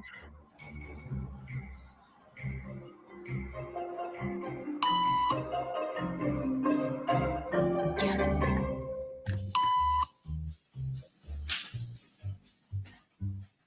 We kept the cameras rolling as more unsuspecting patients arrived.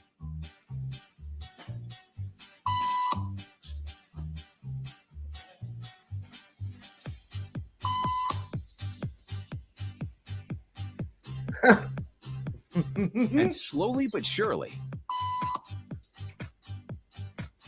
what began as a random rule for this woman has now become the social norm for everyone in this waiting room.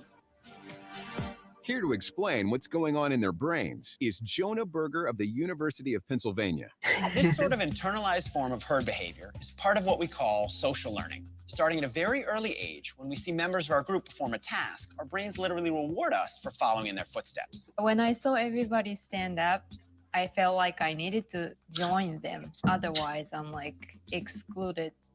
Once I decided to go with it, then I felt much more comfortable.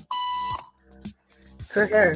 Conformity is how we become socialized, but it can also cause us to develop bad habits or repeat past wrongs. Now I understand why I had so many problems when I was a wasn't kid. standing for any of this nonsense. Eventually joined the ranks. And the only thing more shocking than seeing how easily conformity affects the way you act is that similar forces are subconsciously shaping the way you think right now. Yeah, man.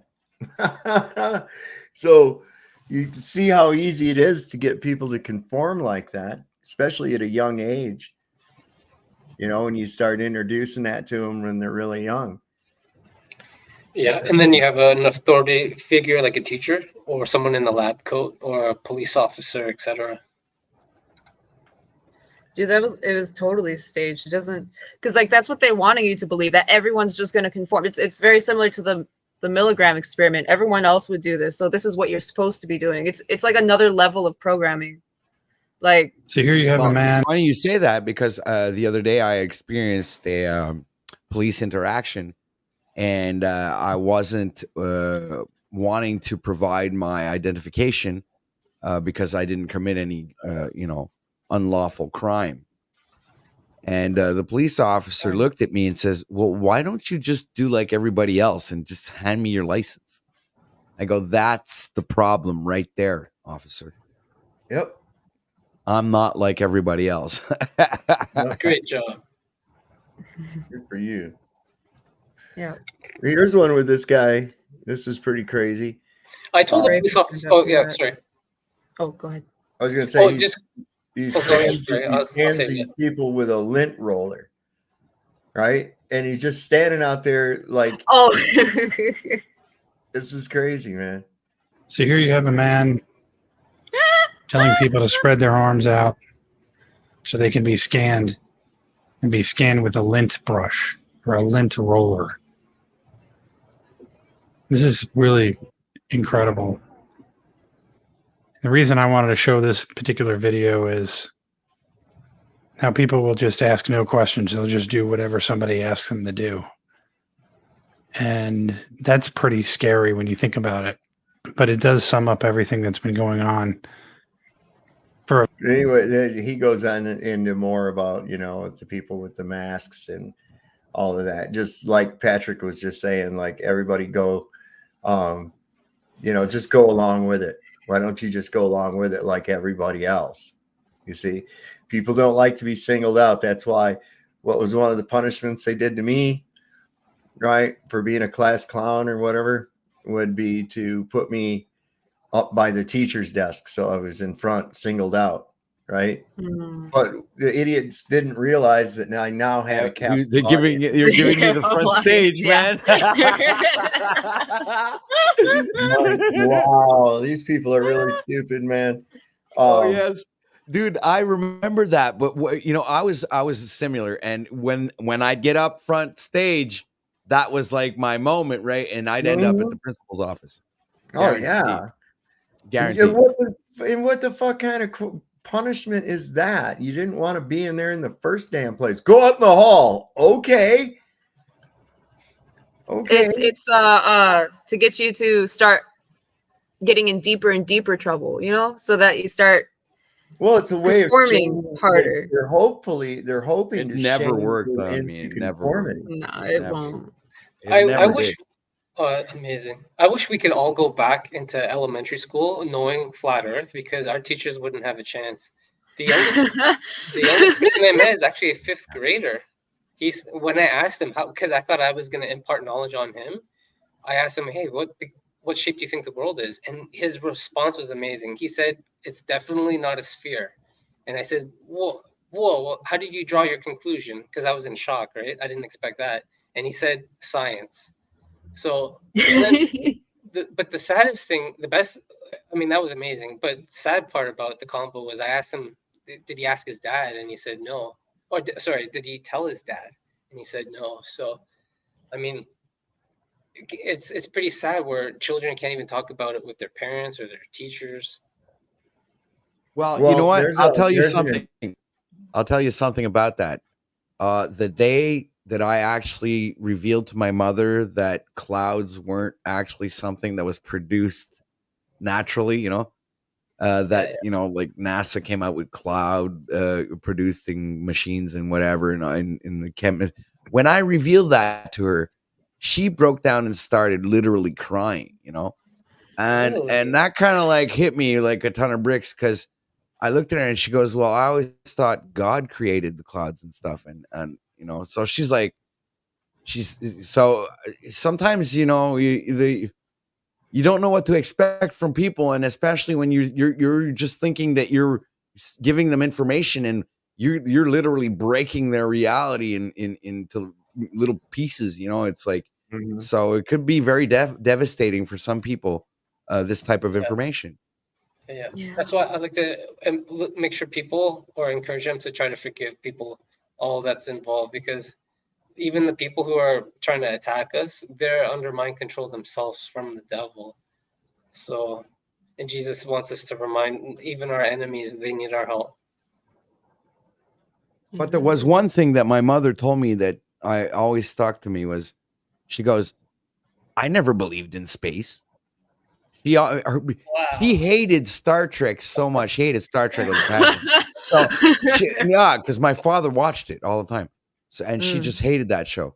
So for her, space was just some fucking television show, right? It Because it wasn't is. real. Yeah. Yeah. Right. Yep. That's I almost failed. I the always knew they classes never to went try to and the teach that. moon. I was like, "Really? You knew that?" She goes, "Sure, I knew that."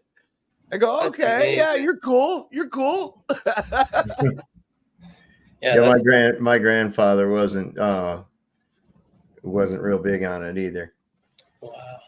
He you know, and I thought at the time, you know, I was just a kid and I was going, you know, oh well, this is because, you know, he's from the older days and shit, you know. So of course, what's he gonna know? You know, he's Yeah, and he was so wise beyond his years. yeah. Where's that damn thing at? I gotta change. There's a song. There's a song out there called "The USS Makes Some Shit Up." The chorus is "Bounce the graviton particle beam off the main deflector dish. That's the way we do things, lad. We making shit up as we wish. The Klingons and the Romulans pose no threat to us. Cause if we find we're in a bind, we just make some shit up."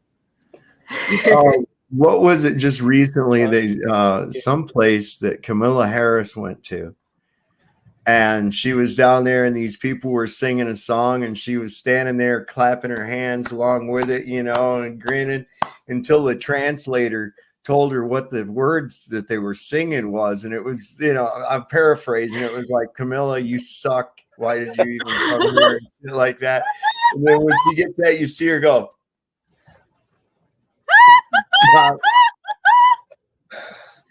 Oh man, terrible.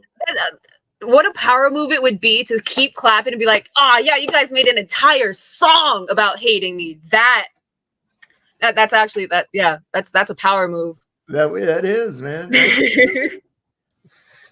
Next time you guys see a police officer, maybe mention that the Earth is flat. I've done that once as well. Does it work? It was a female. I spoke to her about it for only about a minute. She was working, so.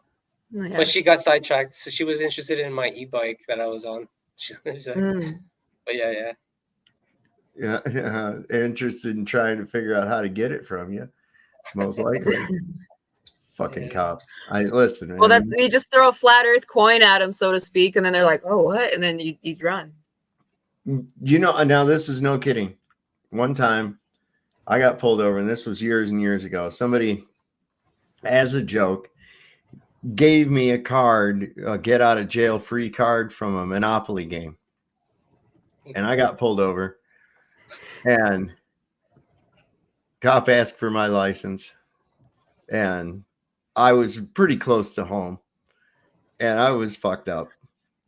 And so he's asking me for my license. So I just hand him my license with the get out of jail free card. And he goes, "What is this?" And I goes, "Well," and he goes, "It's fucking great." He says, "You just live right up here. Get the fuck home. Just go home. I'm keeping this. I'm keeping this." You made my night. Karen's, he went back to the precinct. It was like, "Guys, check out this story. This guy that I pulled over, like, he gave me this. I had He's telling his buddies, "I had to let him go. I couldn't keep him. I had to let him go." I mean, it's the rules of the game. That's kind of messed up to not follow it. Right. And you know, the thing is that, you know, I had forgotten that I didn't. It wasn't like I planned it. It was just like on the spot, because as I'm going into my wallet to get my license, I'm like, "There's that card," and I was like, "What the fuck can it hurt?" Right. So now everybody, you have the trick. Okay, it might be a one-time thing, but it might work. So just always keep a Monopoly card, get out of free jail, in your wallet. It could save your freaking life and absolutely, and your car. Keep a little get out of jail free card on the side. You know? Yeah. Well, I think that's about all I've got tonight. I think I'm going to go ahead and sign off. Been on here a little over 3 hours. That's a good amount of time. Going over some crazy stuff. Might cover over a debate that took place recently between Dustin Nemos and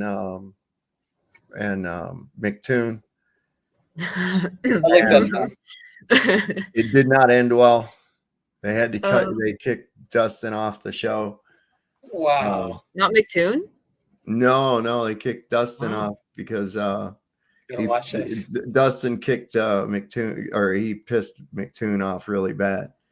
McToon was calling him a liar, and he says, "Oh, you don't know any of that, you liar," or you know, whatever it was. And then he called him a satanic liar. Yeah, if he wants to go that route, if he wants to start calling names like liar, then he better be careful, because if he wants to play in that court, he's going to be, that is fair game to go that deep. Nemos goes, "Are you a pedophile?" And he says, "That's it. That's it. I'm not." I kick him off. He broke the rules. Blah blah blah blah blah, and all this other shit. What? Isn't it like, aren't you going to be measured by the stick you measure with others, kind of thing? I would imagine, but I don't know. He is awfully defensive about that. That's all I got to say about it. Yeah, I like Dustin. Now, I know news on the Hadron him and Collider. Brenda- Just before you go, it's like, did you What's hear that? anything happen about that? Any About what? mysterious? The Hadron Collider, didn't they activate it? All I know is that the guy Higgs that discovered the Higgs boson, or theorized about the God particle, he died the next day. He died on the 9th. No way. Yeah, he was 94 or 98 or some shit like that. Plus OJ Simpson kicked bucket too on the 10th. Yeah, OJ kicked. Oh, because it was the eclipse. Yeah. There's always a lot of deaths that happen around certain events of like famous people, kind of thing. There's this dude called Donut, that DOE nut, that talks a lot about this kind of stuff. Yeah, thank you. But yeah, he talks a lot on that, where it's like just maybe another more ritualistic than we're led to be taught. Oh my God, yeah. There's a lot of ritualistic bullshit goes Subconscious around. programming. Mm-hmm. you are. That's why it's important. Make sure you guys put on your full armor that the creator gave us. So just want you guys to remember that. It See, does here's work. another thing about that. Here's another thing about that. An anomaly in the ocean to the west of Africa, size bigger than Texas, waves and swells up to 25 plus feet. It's went from Tuesday at 7 p.m. till Thursday at 8 a.m. ish, and it moved. So I don't know. This Here's a little sounds kind of And what are your thoughts as well about the eclipse being, like kind of like, how can I say? It's like it's as if it still went on for 3 days, but they replaced the eclipse or whatever with a sun simulator or something else. No, that would be coming, like, let's say, from the rockets and shit like that. Because I before I came here, I was over on Bro Sanchez's channel. And that's what they were talking about. No, I don't think they put up any sun simulator to cover up anything. I watched the eclipse. I mean, I watched the eclipse happen with my bare eyes, and so did I. Right? I was able They to have see they were showing footage of, like a third, like behind the. How can I explain this? Fuck. I know what you're saying, like a projection that what we see is actually a projection of another light source. And no. think They were actually saying. Well, actually, they were saying that behind, like, let's say when the that big flash of light when the sun comes right back into focus when the eclipse passes over, right? What is that called? The diamond ring effect? Yeah, right? yeah. Okay, so while that was happening in the background, they had like footage where you would still see the eclipse happening. Yeah. So they were saying that something else was put in front, so we wouldn't see that this eclipse was actually the eclipse that was the 3 days of darkness, and that they're it's putting what up. the thing that we see, as I've said a lot, is is a reflection. I mean, or it's a projection of something from beyond that. There's a lot of people's footage that came up that showed like not only the eclipse here, but happening beyond it. Like another one beyond it, and then even another one beyond that. I'll try to dig that out for tomorrow's show. I have some video of that. And I've said that before too. I don't think that's why I think that it's so hard to actually tell where the actual sun is at, because I don't think that we're actually seeing a physical sun. I think we're seeing a projection of an actual sun. Where that eclipse is happening from beyond. Dave Weiss has a really good demonstration of that with a light source through a paper towel. And then he eclipses it, and you don't see the object that's eclipsing it approach at all. You just see the light itself eclipse. Right. It's pretty interesting. And what about the moon having its crescent? Like just this evening, someone had taken a photo image of the moon, and it has its crescent, like doing the smiley face. Yeah, like dude, it's on the bottom. I've been Isn't that seeing that odd? the last year or so. I've been seeing that a few times for the last year or so, and it freaked me out the first time I saw it. I was going up here to the grocery store, and it was just late afternoon, and I saw the moon up there, and I was like, "What the fuck? It's a smiley face. Somebody tipped the moon over. What's going on?" Doesn't that remind you of Alice in Wonderland when the cat is Cheshire smiling? Cat. Right. And Cheshire We're all mad here, which has actually been Mandela affected. So I don't remember quite what it is. It's like most are mad here instead. But yeah, like, I don't know where you guys stay, but we have like 2 stars that are really close to the moon, and it makes like a smile face, and it has the eyes, and it's just like, creators being like, hey. Yeah, in all my years of life, I've never before had witnessed a smiley face moon like that. Never. It's so cool. Yeah, Like, the creator ah, gives us, even the moon is happy. yeah, the creator gives us so many reasons to smile. Even if when people are depressed and looking down, even the ground has flowers. Even some of the Yeah. dirt like can sparkle like diamonds.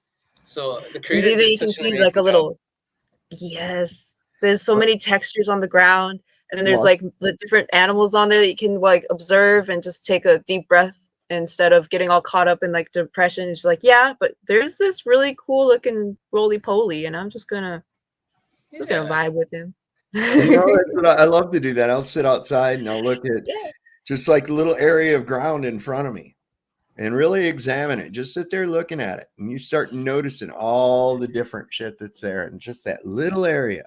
Yeah, yeah. You You don't know, want to you'll step see on about them 4 or anymore. 5 different types of plant life growing, maybe more. You'll see little tiny ants after a while. You'll start seeing all kinds of other little critters hopping around in the grass and doing their little thing, man. And you're like, this little area that I'm looking at right here in front of me, there's an entire whole world going on right there. You know, You know and what, imagine Sovereign? that spread out all You know, over. You know, come on. you know what, Sovereign? With all those things in the world, you know what? As a man, I find the most fascinating creation that God made was the woman.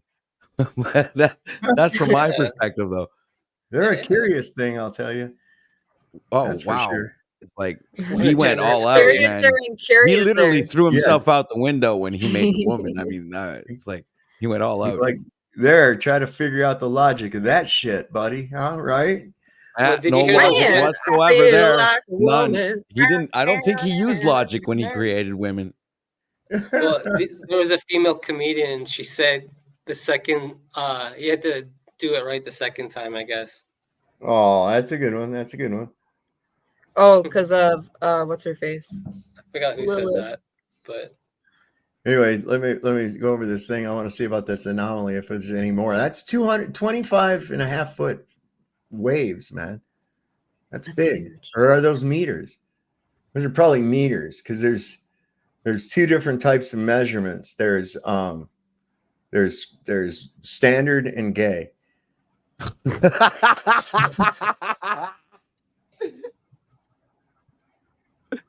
Sorry, I had to laugh Oh my at that goodness. one. That was so funny. I don't know what this is actually showing. There's no sound on it. Look at that. It's like it moving over a period. It's like a giant slug. Look or at like it, a leaf. whatever It looks these like a leaf numbers that's are. moving. Look at whatever the see the numbers fuck is around that? it, right? 6.6, 4.8. Here you're at 25.5. Now, whether I would imagine that's probably in meters. Yeah, that's probably meters. Yeah, it would make sense. In meters would make sense, especially if it's in the ocean. Yeah, it would make Yeah. sense. Yeah. What in the world is going on there? It's like a tsunami. Actually, it man. kind of looks like a brain.